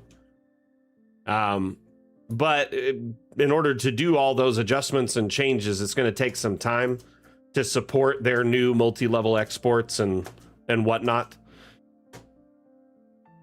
Hey, Anani, we were just checking out your map, so perfect time. I was just kind of platforming around. I got lost in the lava caves underneath. Swedish Cook one. Though I will say you were a heavy contender. I really love the catwalks here. You did a good job with all the flooring and whatnot. And then the twisted cage top here looks really good.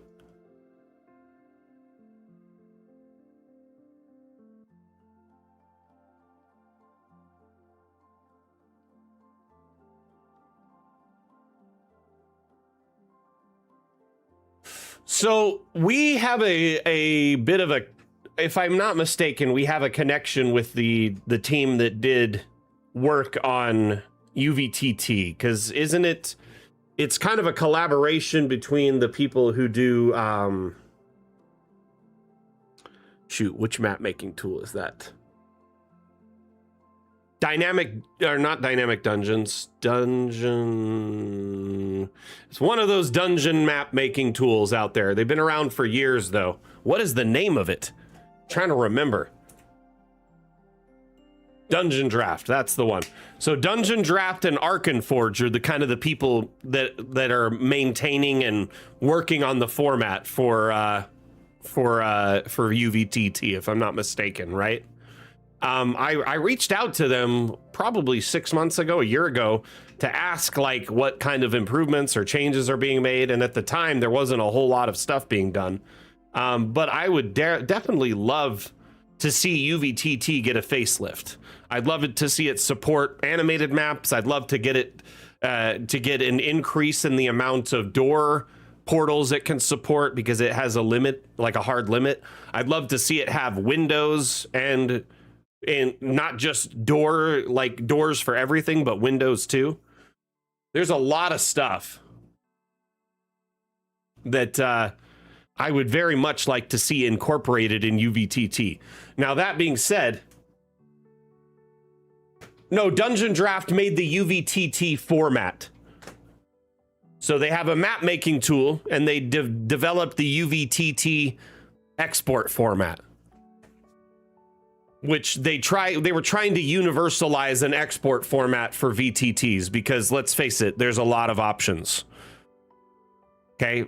So, almost every virtual tabletop, as you're aware, SAC uses a different data file. So, Foundry uses JSON. You got Fantasy Ground uses an XML. Roll20 uses custom scripts. every company has like a sort of different way to approach the data layer for map files. UVTT was an attempt to universalize that, but it is starting to show its age. The format as a whole is great. But yeah, I would, that's a great suggestion though. Black Lodge, I'm not against it. Not against it.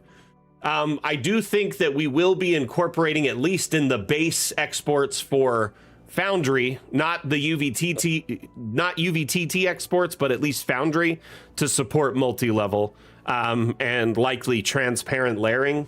It's something that we'll have to put a lot of effort and time into, though, and it takes a bit of elbow grease. And right now, the team is just so invested in our current update, it likely won't be done for a while. Anyway, let's move on to our next map. Anani, great work on this. I'm glad you were able to tune in when we were looking at your work, but unfortunately, we got to move on. We got 4 more maps to look at.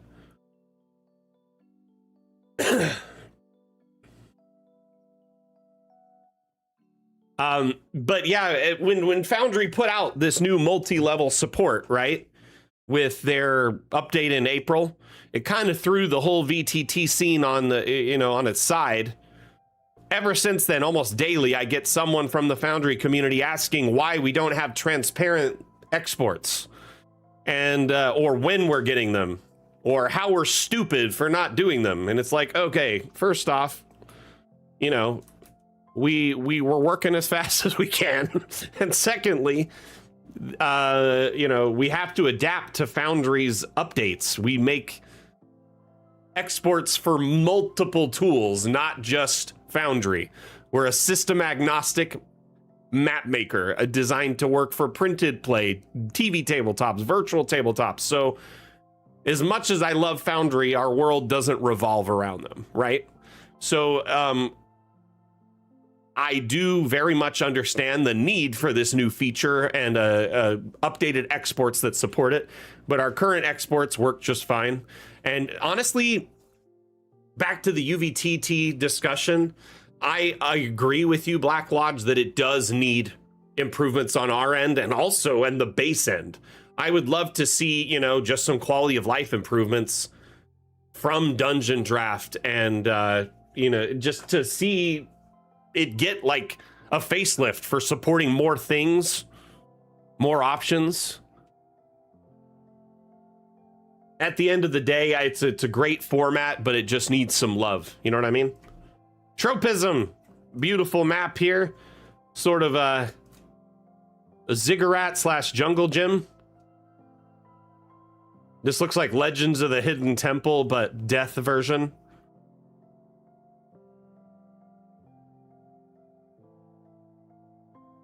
Really love the portal at the top of all this.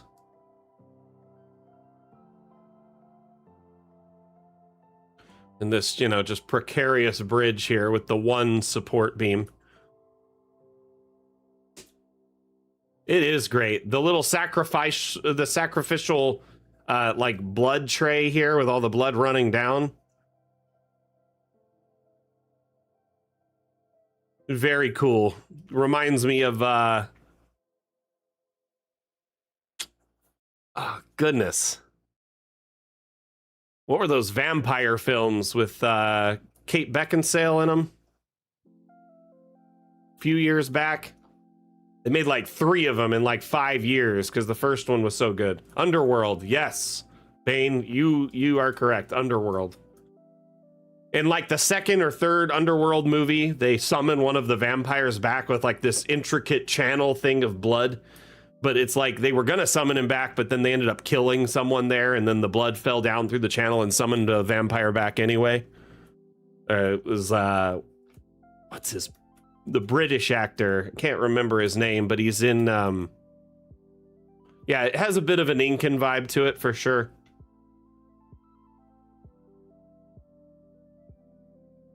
Underworld, though. Yeah, Underworld was dope. I haven't thought of those movies for a few years. Probably should give them a rewatch.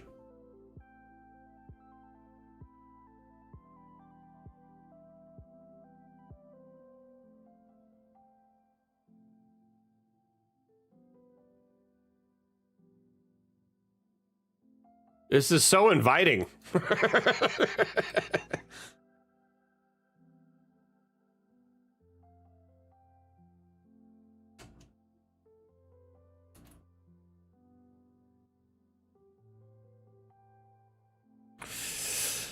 No, Bill Nye's. Michael Sheen was in it though, and that's the first movie I ever saw him in. And so anytime I see him in any other role, I'm like, wait, what? What the heck is this? Jeez, tropism.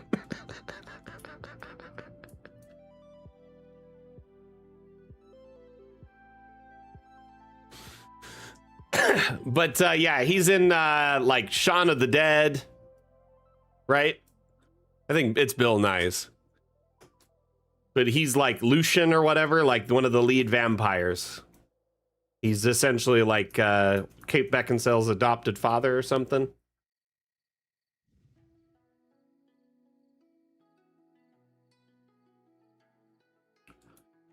This is a lovely build. Bill Nighy, that's what it is. Bill Nighy. I didn't know his last name for sure.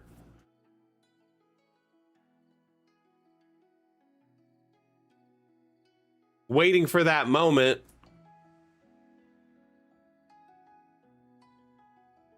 Were you waiting for me to find this in the stream or to ask about it on the stream?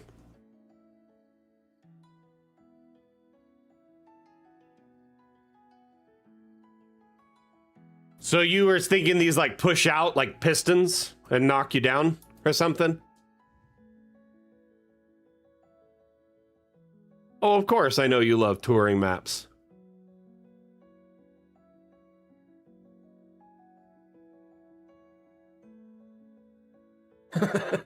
Caltrop Donkey Kong barrels. It does have a Donkey Kong vibe to it, doesn't it?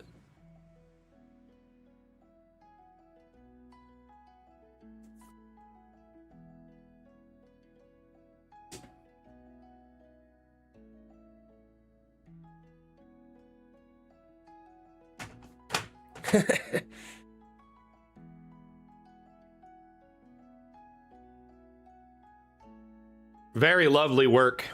And I just love that it's not like a traditional ziggurat in the sense that it's like the, you know, pyramided ziggurat. You've got like a very unique design and structure.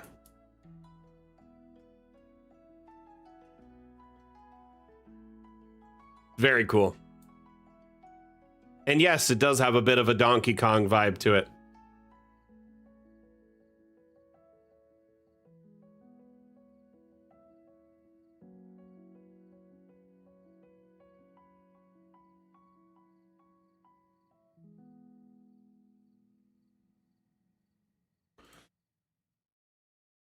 So, yeah, Carl is really good at his techno magic.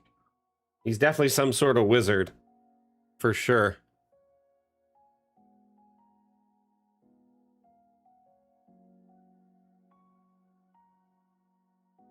So, I have to say, I have seen quite a few chessboard maps over the years in Dungeon Alchemist, but not any quite this extensive.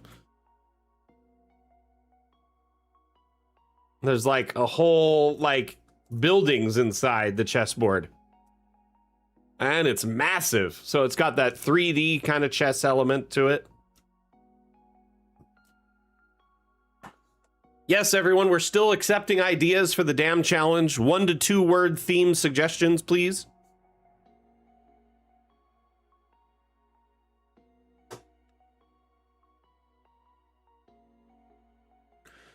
Look how big the chessboard is.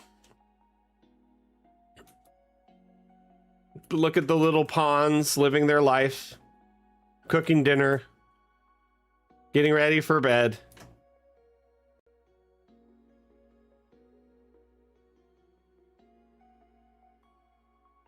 I haven't picked the theme yet, so no.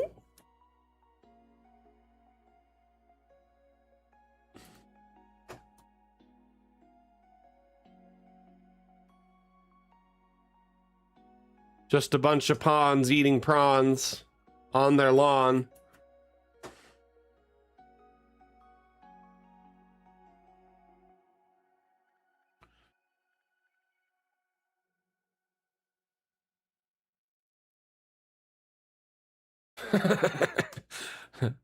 Jedi tricks that don't work on me. Only money.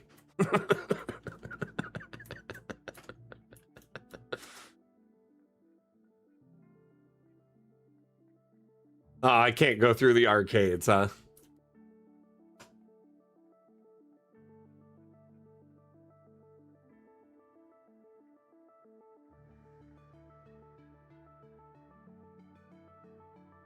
Go over to the red light district.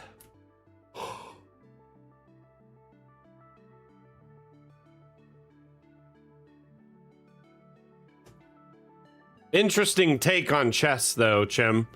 So all of the places are like cells on the other side, where the pieces are kept as captured pieces to do the bidding of that team. Interesting take.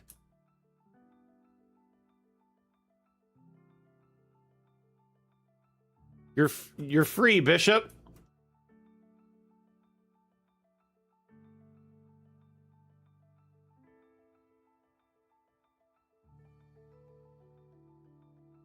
Very brutalist on this side here, right?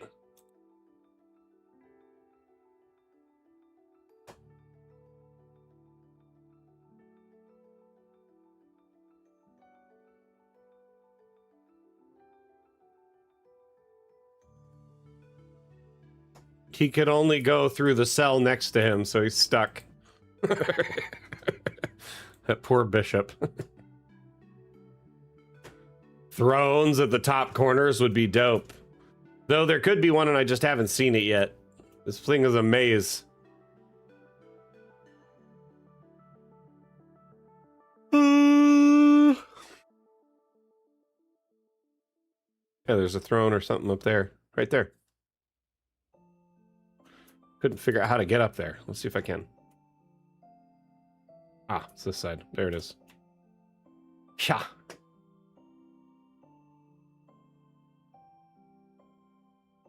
Ah, okay. I couldn't get out this arcade. It's not an arch, it's an arcade, so it won't let me through. Arcades are considered walls, not doors. Even though they look like it's a thing you can walk through, arches let you walk through, whereas arcades do not. So I can't get through there, but I can always just, you know, pop a token up here. Or look at it in cinematic.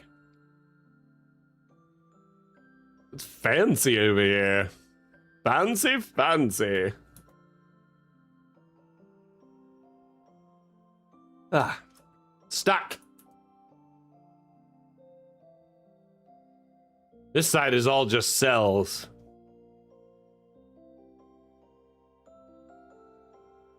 This is very cool, very interesting design. I found it very, very charming and unique. Like I said, I've seen a lot of chessboards, but this is the first one to really incorporate structures, verticality, a story like this. So very well done, Chim. Thank you, thank you.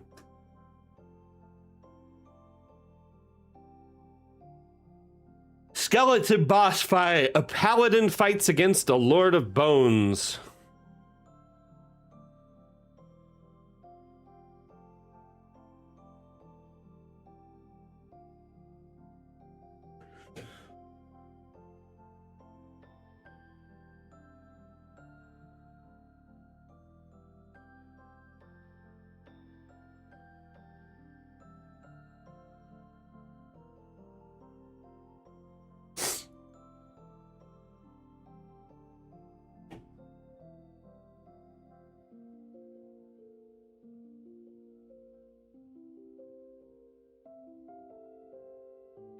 My son loves chess. He was obsessed with it for a while. Like last year, he was playing it constantly on an app and was obsessed with his rank. I don't know if he's been playing lately. He would always ask me, and I'm like, but you're just going to kick my butt because he's way good at chess. So it's like, I'm just going to lose in 5 minutes and then we'll be bored again. Anyway, he enjoys it quite a bit. I'm more of a Parcheesi man. That's a Venture Brothers joke, actually. There at the end, I've never played Parcheesi.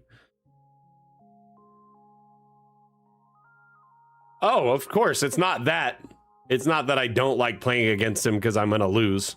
It's just there was a point of time where we were the only two playing against each other every day. And yeah, I told him he needs to play against people more challenging than him, than himself. That's why he started playing online.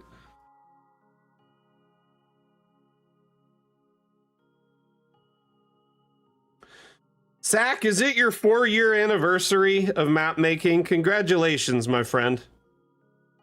Congrats are in order.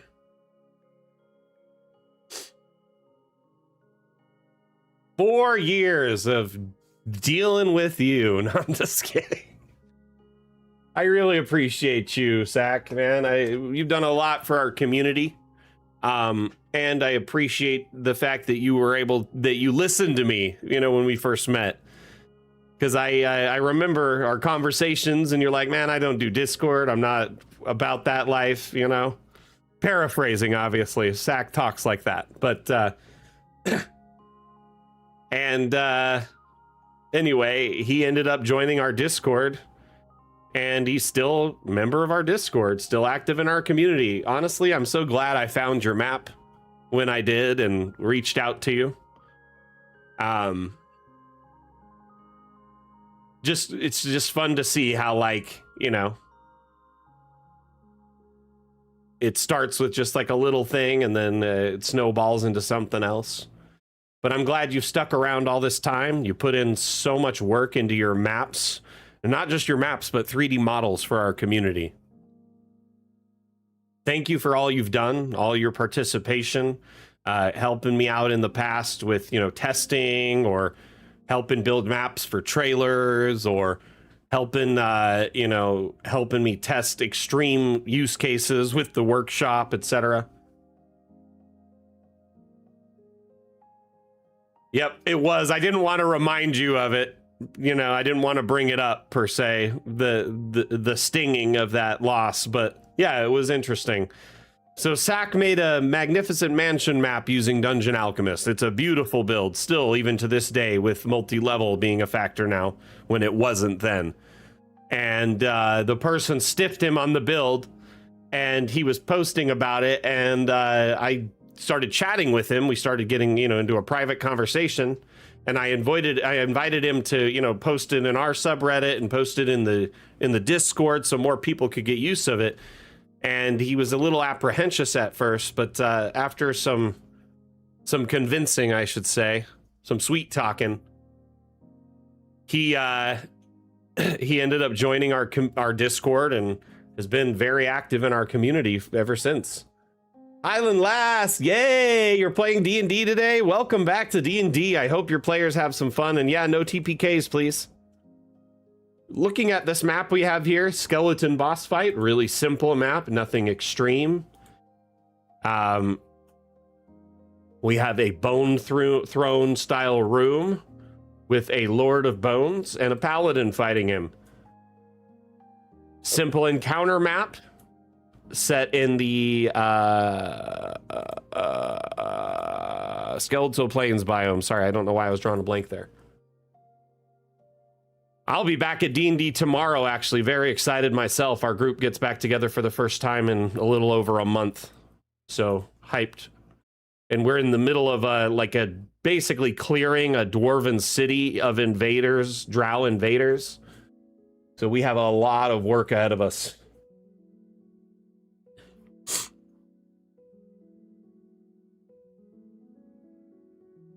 But yeah, I like to think that, those events led to you joining our community and being active in it, and you and I starting to converse and having, a friendship and conversations and whatnot. So, little things. It's crazy just the little steps in your life that can make drastic changes, right?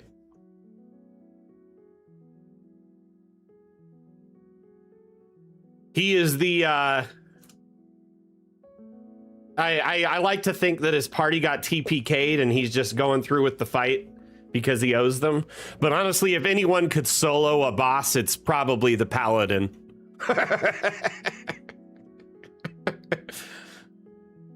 Sack. I'm only gonna get slimmer, bro. Oh my gosh. Y'all want to hear how much weight I've lost in my first month of like working out and dieting?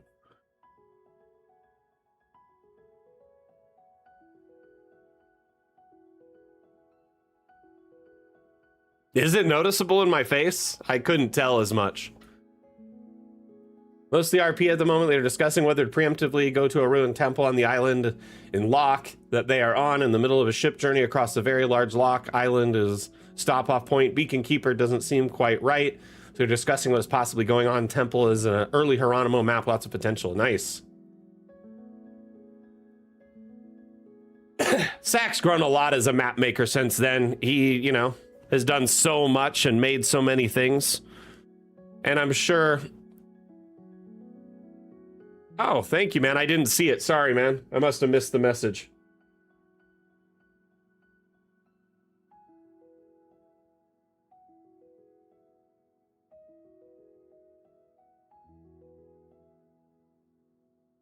Hey, see you later, Highland Lass. So I started working out last month, and what I did is just simple workouts. Walking in the morning, right? I wake up earlier than I would normally, and I go for a walk. I walk roughly 2.5 miles every day or more. That's 6 laps around my neighborhood. It's almost like perfectly like a track. So I do that 6 to, 12 laps, varies, so between 2.5 to 5 miles. I get home, I have a snack, which is usually a hard-boiled egg. That's big thing is I've cut back on snacking and sugar tremendously. Like I still have some here and there because it's like you can't just cut off it immediately. But I have been, anytime I want a snack or something sugary, I'll eat a hard-boiled egg or a deviled egg typically because I need a little bit of flavor. And so there's that. My breakfast, it used to be like pancakes or waffles and eggs and bacon, and now it's like cottage cheese and fruit. Some other fruits usually. Anyway, been eating a lot healthier, essentially. A lot of eggs. And yeah, I haven't cut back entirely on sweets. I still have some sugar here and there. And Wednesday is kind of my cheat day for alcohol because I'll have like a glass of wine on Wednesday. But I've been walking, biking. We have a spin bike that we bought for like $40 years ago. And I ride that thing, and you can set the tension on it, and I'll set a timer on my phone, and I'll ride it for 15 minutes. I don't know how far I'm riding because the computer on it's broken, but the bike still works. I got these little sensors that mount on the wheel and the pedal. I'm going to mount them sometime in the next week, and hopefully then I can start tracking my distance and speed. But yeah, it's been kind of interesting to just focus on my health. I hit 40 last month, so one of my big goals was I wanted to lose a bunch of weight and get healthier because I was not happy with what I was seeing in the mirror. And just walking, biking, eating a little bit healthier. Smaller portions, portion control. I haven't changed my diet entirely. It's not like I'm eating some kind of crazy diet food or only so many calories per day. It's just less. But yeah, I've lost 16 pounds in the last month. I had a lot of weight to lose, so I'm pretty proud of that number. We're gonna go on to our next map here. This one's very interesting, the Entombed, and I like how it looks like a skull. Under the Sea, Back to School, Fae, Mountain Pass, Underdark, Nightmare. So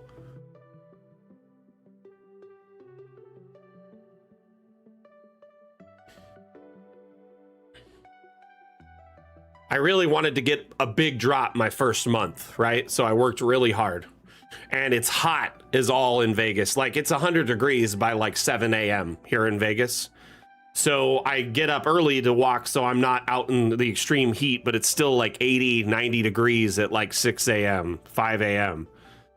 But I'm just trying to build the habit of walking early. So it's like as I get into the winter months, well, not only is it the best time for me because I'm like, you know, in the morning, it's just nothing else is going on for me early morning. So if I get it done then,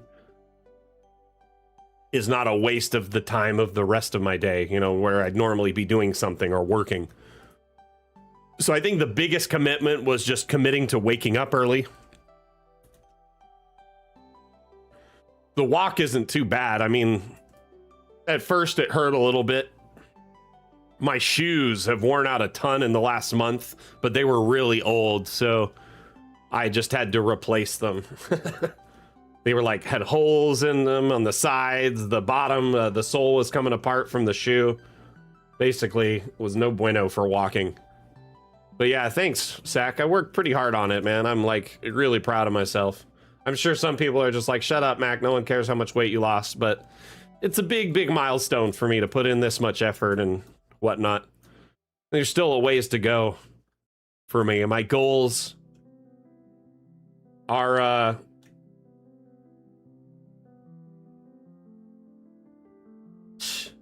geez, Tropism and Chim with the dad jokes here.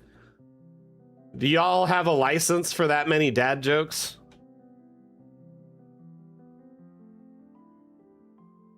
Sometimes I think you two are coordinating.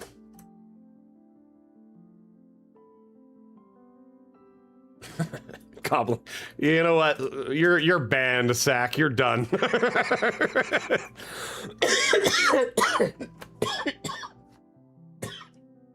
I'm just kidding.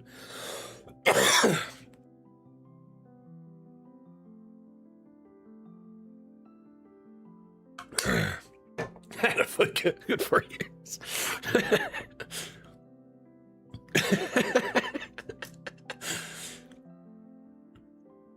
Y'all and your shoe puns, just knock it off. When you make me laugh, you make me cough, and then I die.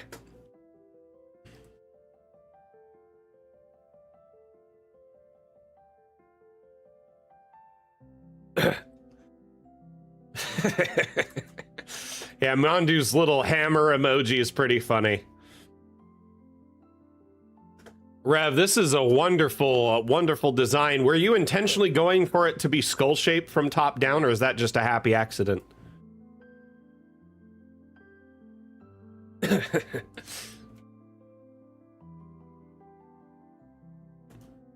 cobbling together one really got me after the first two that were both soul jokes.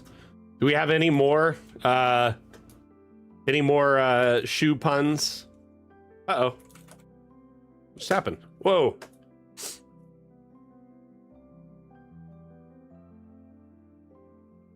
Oh, that's the last.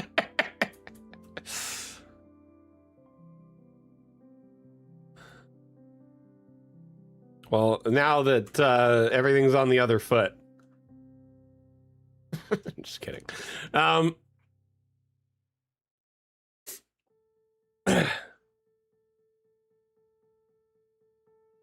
I have a dad bod, but no kids. Does that just make me fat? Put my hand on your shoulder. Don't know what to tell you, bud. Have you seen that meme that the kids are sharing nowadays where it's like the anime guys looking at each other, looking at the guy, and he just puts his hand on his shoulder?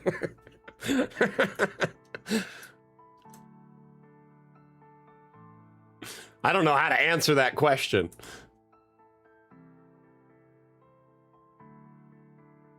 Doesn't this kind of look like a skull from the top down?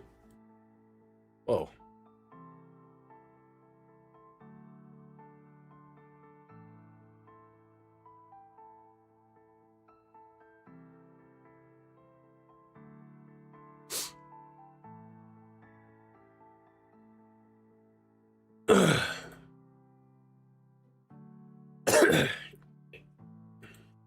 Excuse me.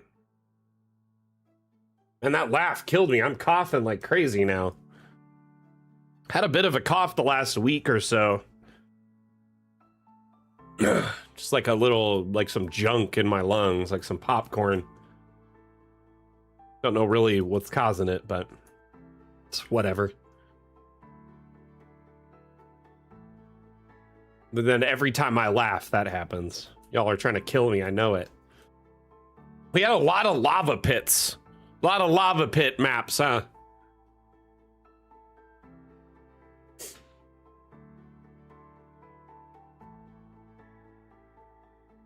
Okay, I think we should go with Fae. Looking at all the theme options to choose from. Though I do think Underdark would be fun as well. Lava is fun. Until, you know, you try to handle it. So remember, kids, don't handle lava.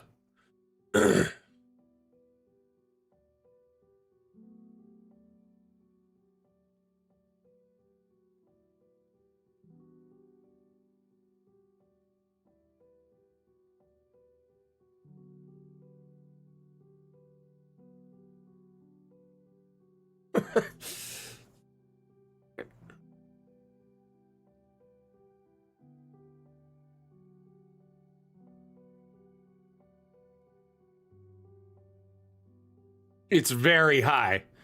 A couple sessions ago, there was like a statue in one of the rooms we just cleared full of the room was full of lava, and there was a statue to the side, and there was something valuable attached to the statue. It had two massive emerald gemstone eyes that our DM said were valued very high, right?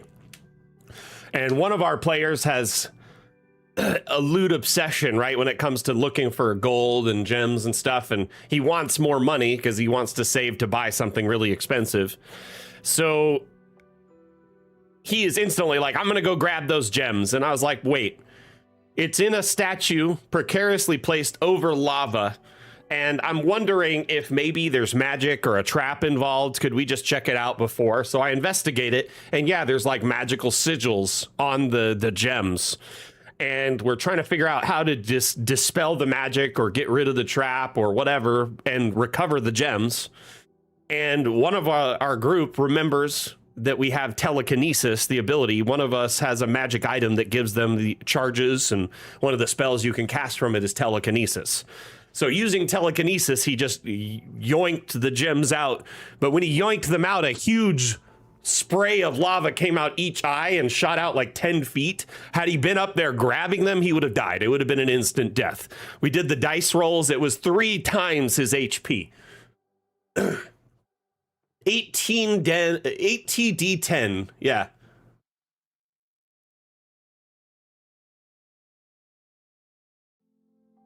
So, like, we had people that could fly up and probably go grab them, but I just was like leery because our DM likes to do traps, and anything that has a lot of value usually has got a trap on it. So I was glad I had detect magic and checked for traps. Like our one of our players with wings flew me up, and I checked it out and like, yep, this has got a trap on it. No bueno. But I saved him. When we did the roll for it, we rolled for damage just to see how much it would be. It was like 140 damage total or something he would have gotten. So I was very grateful that he did not go and yoink the gems.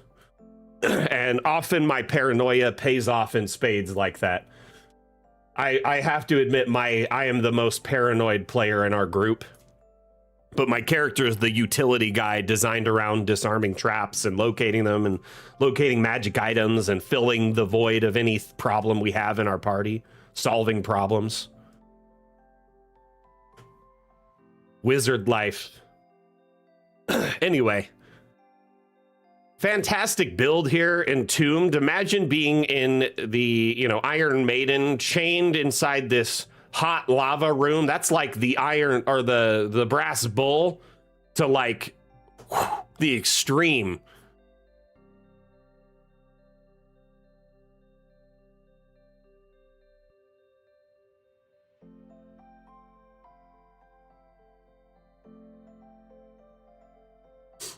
Why would my character be Vanilla Ice?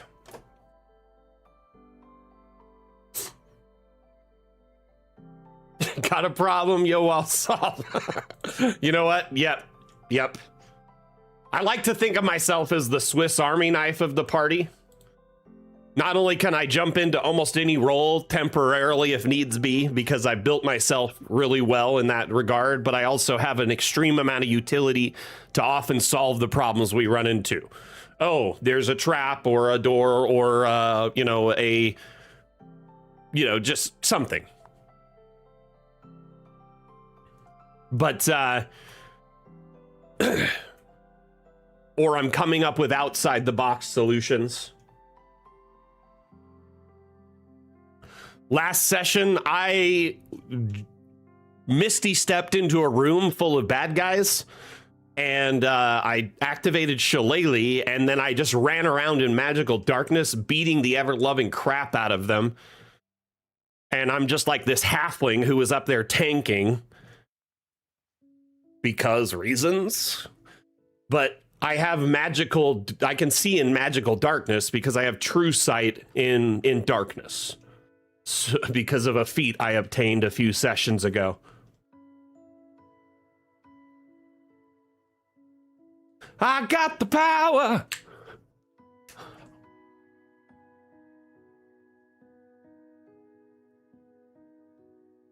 I've got the power. Yeah, if you opened a room and saw this as players, like, would you open this? Or would you leave it shut? Real talk. Would your players open it or would they close it?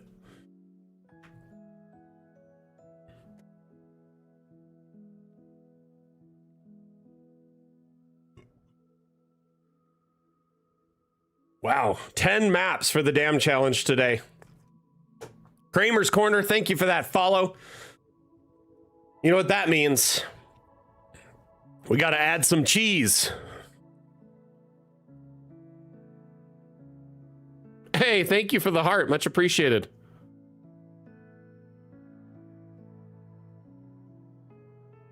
So early on in our group, we had players that would just open and touch everything, right? Because that's the kind of thing their player would do. They're curious or just a dumb, like their player character is dumb, right? Like negative int stats.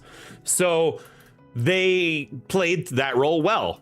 And we got to a point where it was like, you know, we've been playing as a group now. Our characters have survived together lived together for over a year. You would think there'd be some kind of hierarchy as to who solves which problems and like, you know, hey, this looks dangerous. Maybe listen to the wizard because he's also been right like 100 times already.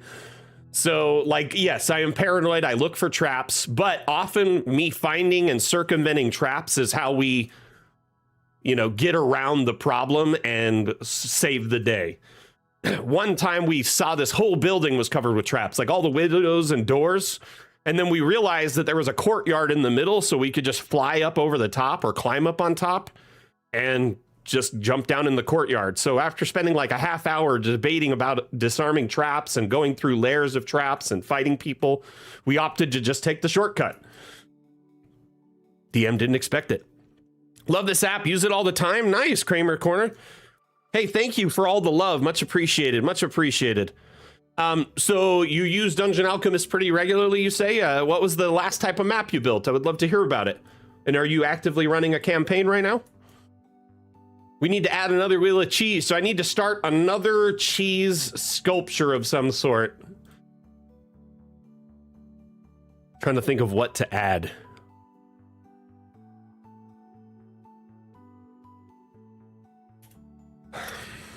So Kramer, every time we get a follow or a subscribe on the stream, we add a wheel of cheese into this new map we started a couple weeks ago. We do have Cheese Pac-Man up here as a little art piece, but a Pac-Man maze would be ridiculous. It would take forever to finish.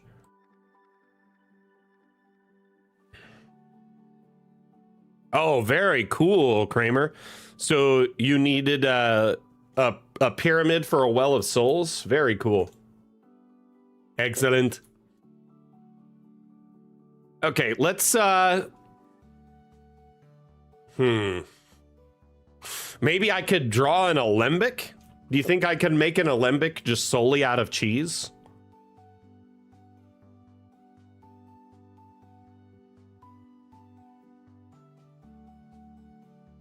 What do y'all think?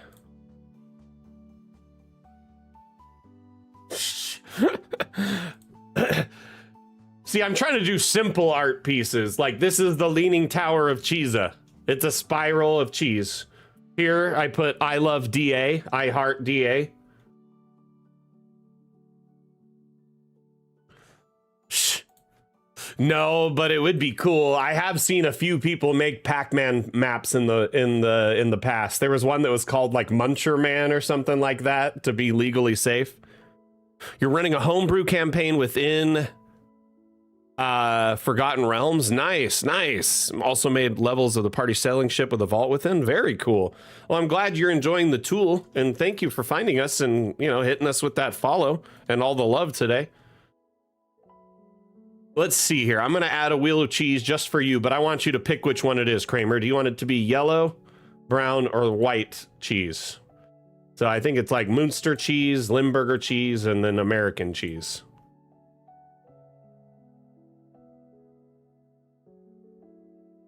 So you pick which cheese, and then I'll put it out on the map for you. Yellow, please. You got it. So I think I'm going to start a new thing over here.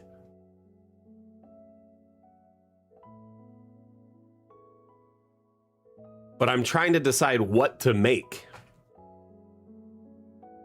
How about... Yeah, I guess I could try an alembic. We'll do a little alembic outline. Tic-tac-toe. Oh, I love it, actually. I love it. Let's do a tic-tac-toe board. So we're going to start a tic-tac-toe board with the cheese. So, Kramer, we're live on multiple platforms right now. We're live on Twitch, TikTok, YouTube, Facebook, Steam. So I'm talking to people on other platforms about your cheese, and we're coming up with ideas for how to add it to the map. And the suggestion that I like so far is making a tic-tac-toe board. So we'll start adding like a wheel, and we'll kind of just go down like this to make the lines of the tic-tac-toe board. Wouldn't that be cool? Cool. I just wanted to make sure you knew I wasn't crazy.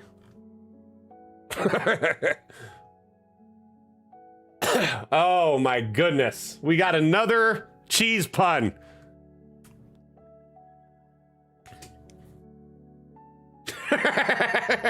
Old man lethal.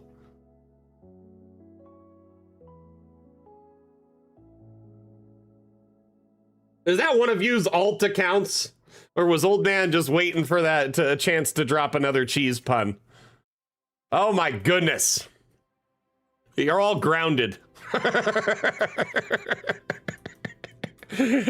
So earlier we had a bunch of cheese puns and we were joking about banning people, and then you made a cheese pun. It was just a few minutes ago. We wouldn't ban you, though. It's just a joke.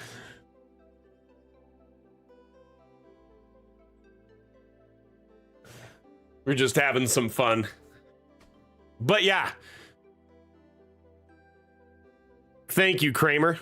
We're going to save your map. It doesn't look like much, but when it's done, it'll be part of a tic-tac-toe board. So thank you for that contribution. I'm going to save twice just to be nice.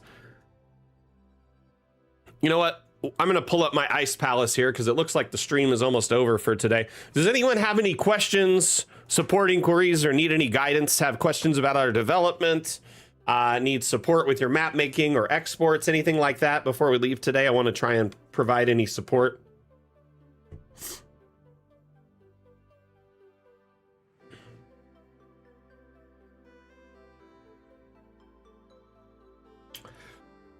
Why, Bane?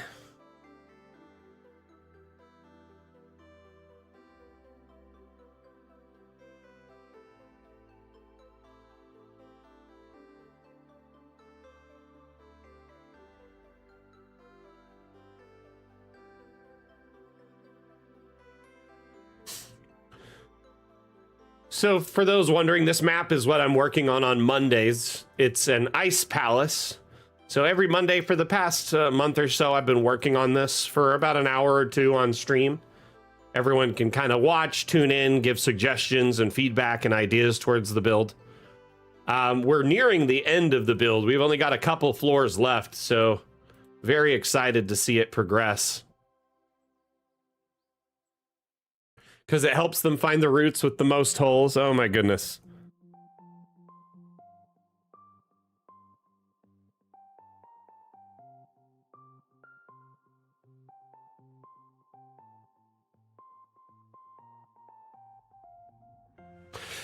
I imagine, Kramer, you could just do like a regular sand background and then run it through like a filter of some sort in post.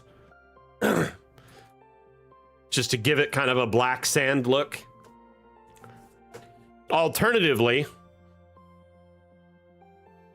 we do have the skeletal plains biome, which has some interesting paints in them. One of them is very black and could pass off like a black sand. I'm just going to generate a small map so you can see.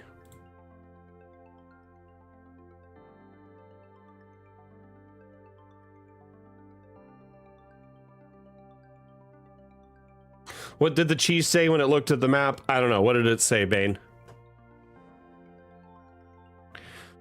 So in every biome, it may generate with a default look, but a lot of biomes have their own paints. So like this could easily pass as like black and red sands. This gives me that kind of vibe of like the planet from Force Awakens.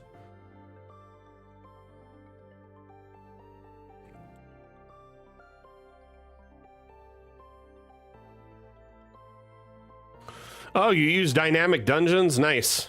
Nice, nice.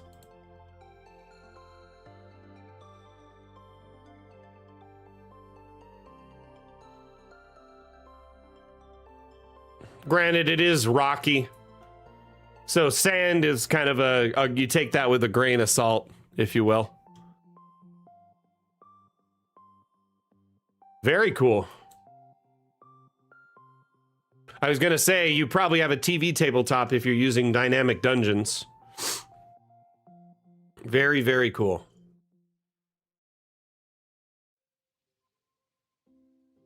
I thought you were done with cheese jokes, Payne. I'm just kidding.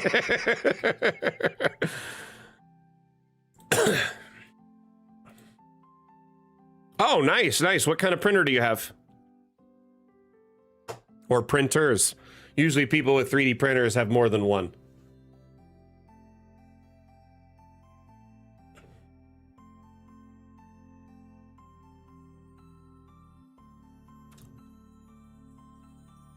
Oh my goodness.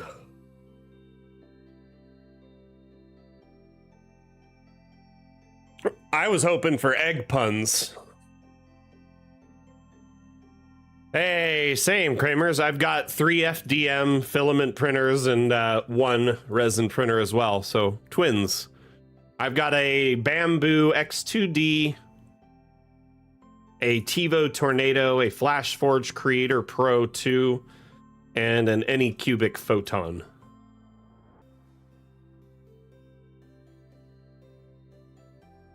There's lots of egg puns.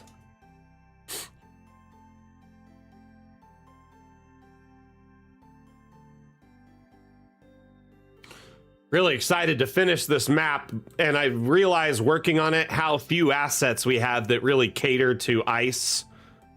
I've used a lot of the dimensional assets and like metal assets and whatnot to try and fill in the voids, and of course I wanted it more like a blank slate. It's a palace of one. It's a very foreboding, you know, imposing structure that is an ice king or an ice necromancer or something. I think an ice king lives here, and that's it.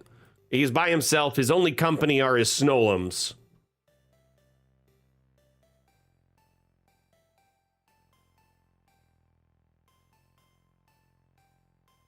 So his only friends are the ones he made. Right? For sure. We're missing rounded snow or ice staircases, but yeah, I'd like to see more snow and ice assets for sure. You know, Kramer, I hope, you know, that this will make sense, but from a 3D printing standpoint, printing something that has the level of detail Dungeon Alchemist offers in 3D printing, like something like this structure, for instance, would take days, if not weeks, to print and have supports out the yazoo. I would not want to remove supports from a 3D printed Dungeon Alchemist map.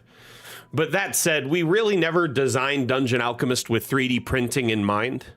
Granted, yes, you build in 3D, but we did that because we felt it was easier to build in a 3D environment than just a simple top-down, because you have more angles. You can get things in at different, you can get pictures at different angles and heights. And also you have the verticality in 3D that you can build in, which is a lot easier to accomplish.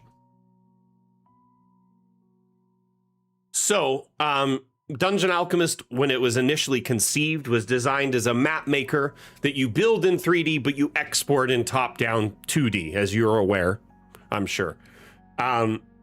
Those 2D top-down exports, that's the traditional method that most people have played in tabletop gaming for the last 20 years, is top-down maps.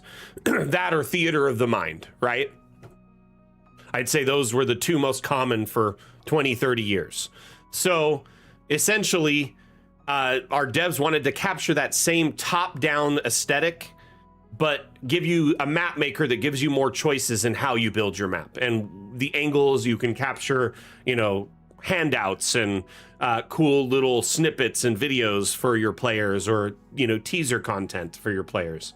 So 3D exports was something we never planned for and designed for, and as a result of which, at this point, to make Dungeon Alchemist support 3D exports, we'd have to gut it down to its foundations and redesign it at its core. The assets that you see in here, these 3D models, they're actually a lot of smoke and mirrors. And what I mean by that is, it's very simple shapes with texture mapping on top of it. So imagine you have a flat wall and you put a very beautiful piece of wallpaper on it. It adds a lot of detail to a very otherwise simple shape and structure. And that's exactly what Dungeon Alchemist is. Every object is a simple shape with a beautiful wallpaper slapped on it, or a texture slapped on it, that gives it the impression that it's highly detailed, has notches and angles and stuff like that, when in reality, this wall is just a simple rectangle. So if we were to export it in its current format as a 3D object, it would be just a blank blob of simplistic shapes. And so as a result of which, it just wasn't designed for that. We get people asking all the time if they can use Dungeon Alchemist for video game design or with 3D virtual tabletops. There's basically three types of people who want 3D maps, to export in 3D. It's 3D printing, 3D development, or 3D VTTs. And all of it is kind of in its infancy for a tool at this level. You know what I mean? Anyway, I love the idea. As a 3D printing enthusiast, I think it'd be great, but it's also, I see the pain of it. Printing massive detailed maps would take months to not only print, remove the various supports and paint it all and assemble it. For a highly detailed map like something like this, it'd be insane to print in 3D. But yes, I understand your suggestion and want. And I hope, as things progress in the future, 3D map making and 3D gameplay becomes more commonplace. But as it stands right now, it's only getting harder. There's very few,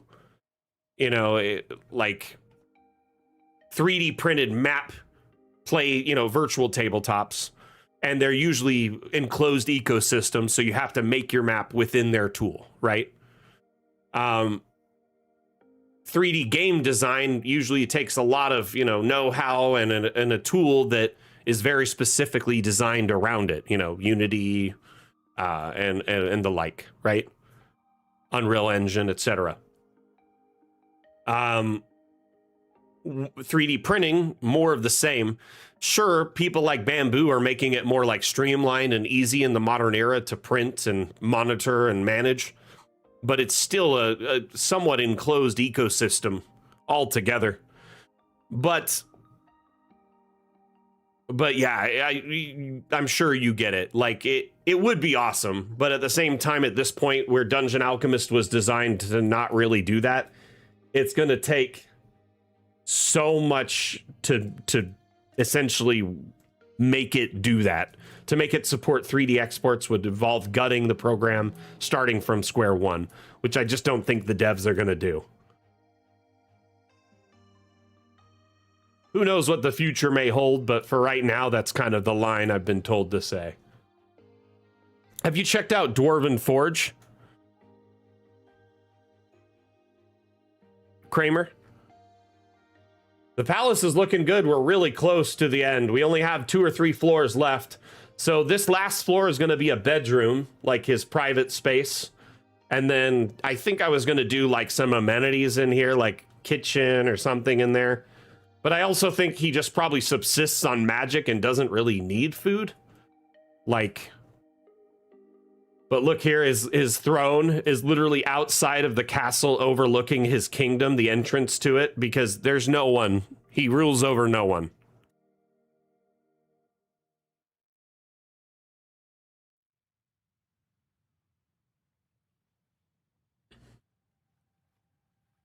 On your P1S, Kramer, do you have the AMS unit? So you can do multicolor? Are there any sci-fi or modern assets? So, stock? No.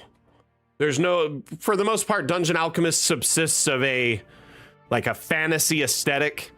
It leans a little bit into like Victorian, even some Western, even some basic modern aesthetic. But we have incorporated the Steam Workshop into Dungeon Alchemist, which means users can share maps or 3D models and then download them as well. So there's a massive repository of 3D models, over 16,000. And when you search sci-fi, right? Oops. I cannot type. It brings up a massive repository, over 1,600 assets tagged as sci-fi. Floors, walls, you know, environmental assets, turrets, doors. Now, when you build a map using assets from the workshop, you do not use the room building tool really anymore. It's all objects. So you just place objects and kit bash them together to build custom structures. So yes, it's possible. And to give you an example, there's dozens of sci-fi, if not hundreds of sci-fi maps on the workshop.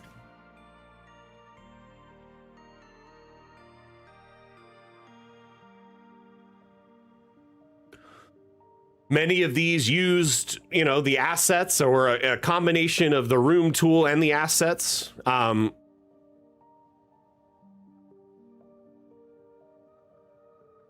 I think last month I saw there was like a ship, the interior of a spaceship. But yeah, if you search space or sci-fi, it usually pulls up a few different ones.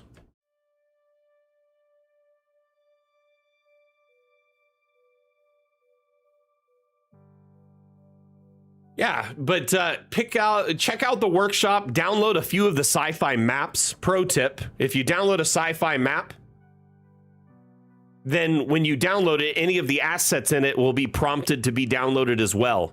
So it'll give you a big jump start on finding sci-fi assets. Another thing you can do is if you go to the asset browser, if you go to collections, right? In collections, if you search for a sci-fi collection, there's tons of assets that have been tagged as, you know, sci-fi or have sci-fi aesthetic. And you can download these asset packs as a single go and then incorporate them into your build. But some of them, there's like, you know, 95 assets in a single pack.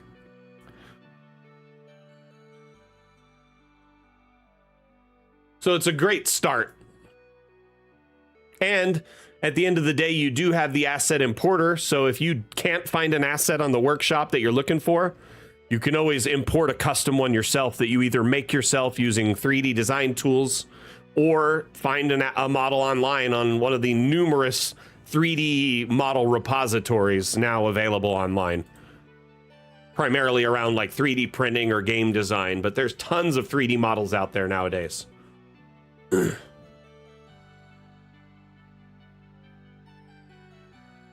Alrighty, everyone, it's time to wrap up the stream. We'll be back Monday with Mapmaker Monday. That stream starts at 9 a.m. Pacific, runs for 2.5 hours. We'll be working on this map, hopefully finishing up the build. During Mapmaker Monday, it's very cool though. It's held as an AMA format stream, which means if you have any questions, concerns, feedback, suggestions, tune into the stream. Let me know during the stream and I will drop what I'm doing to show you how to accomplish what you're trying to do. Provide you real-time guidance and support during the stream. Think of it as like attending a class or getting a one-on-one course with someone teaching you how to use a tool that you're interested in. Anyway, thank you everyone for tuning in today. Again, my name is Mac, the community manager for Dungeon Alchemist. Dungeon Alchemist is available on Steam. We offer a free demo where you can try before you buy. Keep in mind the demo is just a small slice of the overall pie. It gives you access to the forest biome and allows you to build a tavern in the forest biome. The map can be exported for your playstyle of choice, but it cannot be saved. You cannot access the workshop or, you know, other room types or biomes or objects. So limited scope, but is a great way to check out Dungeon Alchemist, give it a shot, see how well it works on your computer and see if it's worth something, you know, your time or investment otherwise. Let's see here. I am going to run a quick Dungeon Alchemist themed ad before we wrap up the stream. So please stay tuned and check it out. It's pretty funny. And we'll see you back Monday, if not next Saturday. And if you want to tune into the streams but are unable due to your schedule, remember, you can always catch us on our various social media platforms or in our Discord. Our Discord, I would say, is the best place to kind of keep in touch with us and see all the latest and greatest info. The devs like to, you know, poke their heads in and share teasers or respond to questions. You can get support there from myself, other staff members, or our diligent helpers or amazing community members. So if you have support inquiries, have questions, maybe you want to just learn about our upcoming development, make sure you tune into our social media or primarily our Discord. Thank you everyone for being here. Hope you have an amazing weekend. I've got D&D day tomorrow, so I'm very, very hyped. But we'll see you next time I give a damn, which is this Monday. We're gonna run that quick ad and wrap up the stream. Mac out. Bye. Bye. You stand before the long, dark road to the fabled realm of Quiet, you man. and before What do we see? I don't know, a goblin. I kill him. But before she does, I, Gilliam of Firth, demand to know the goblin's name. Hi, my name is Woblin. Where do you live there, Woblin? I don't think that's relevant. Well, but I, Gilliam of Firth, demand to seek the goblin's abode. Clever. Find family. Kill entire bloodline. I like it. Seriously, we're doing this? Okay, well, won't be needing that anymore, will I? Ever get caught by your players with your pants down? Dungeon Alchemist lets you create wonderful maps for any encounter in seconds. Oh, Woblin, that's a very impressive cheese collection you've got there. Yeah, it is quite impressive, yes. But you know what's more impressive? This map I have To the fabled realm of Goyak-Ta. Please take it and leave. Close the door behind you. Mr. Woblin, I cannot help but notice that you have a secret tunnel underneath your cabinet. Care to explain? Download Dungeon Alchemist, the AI-powered map maker, on Steam today.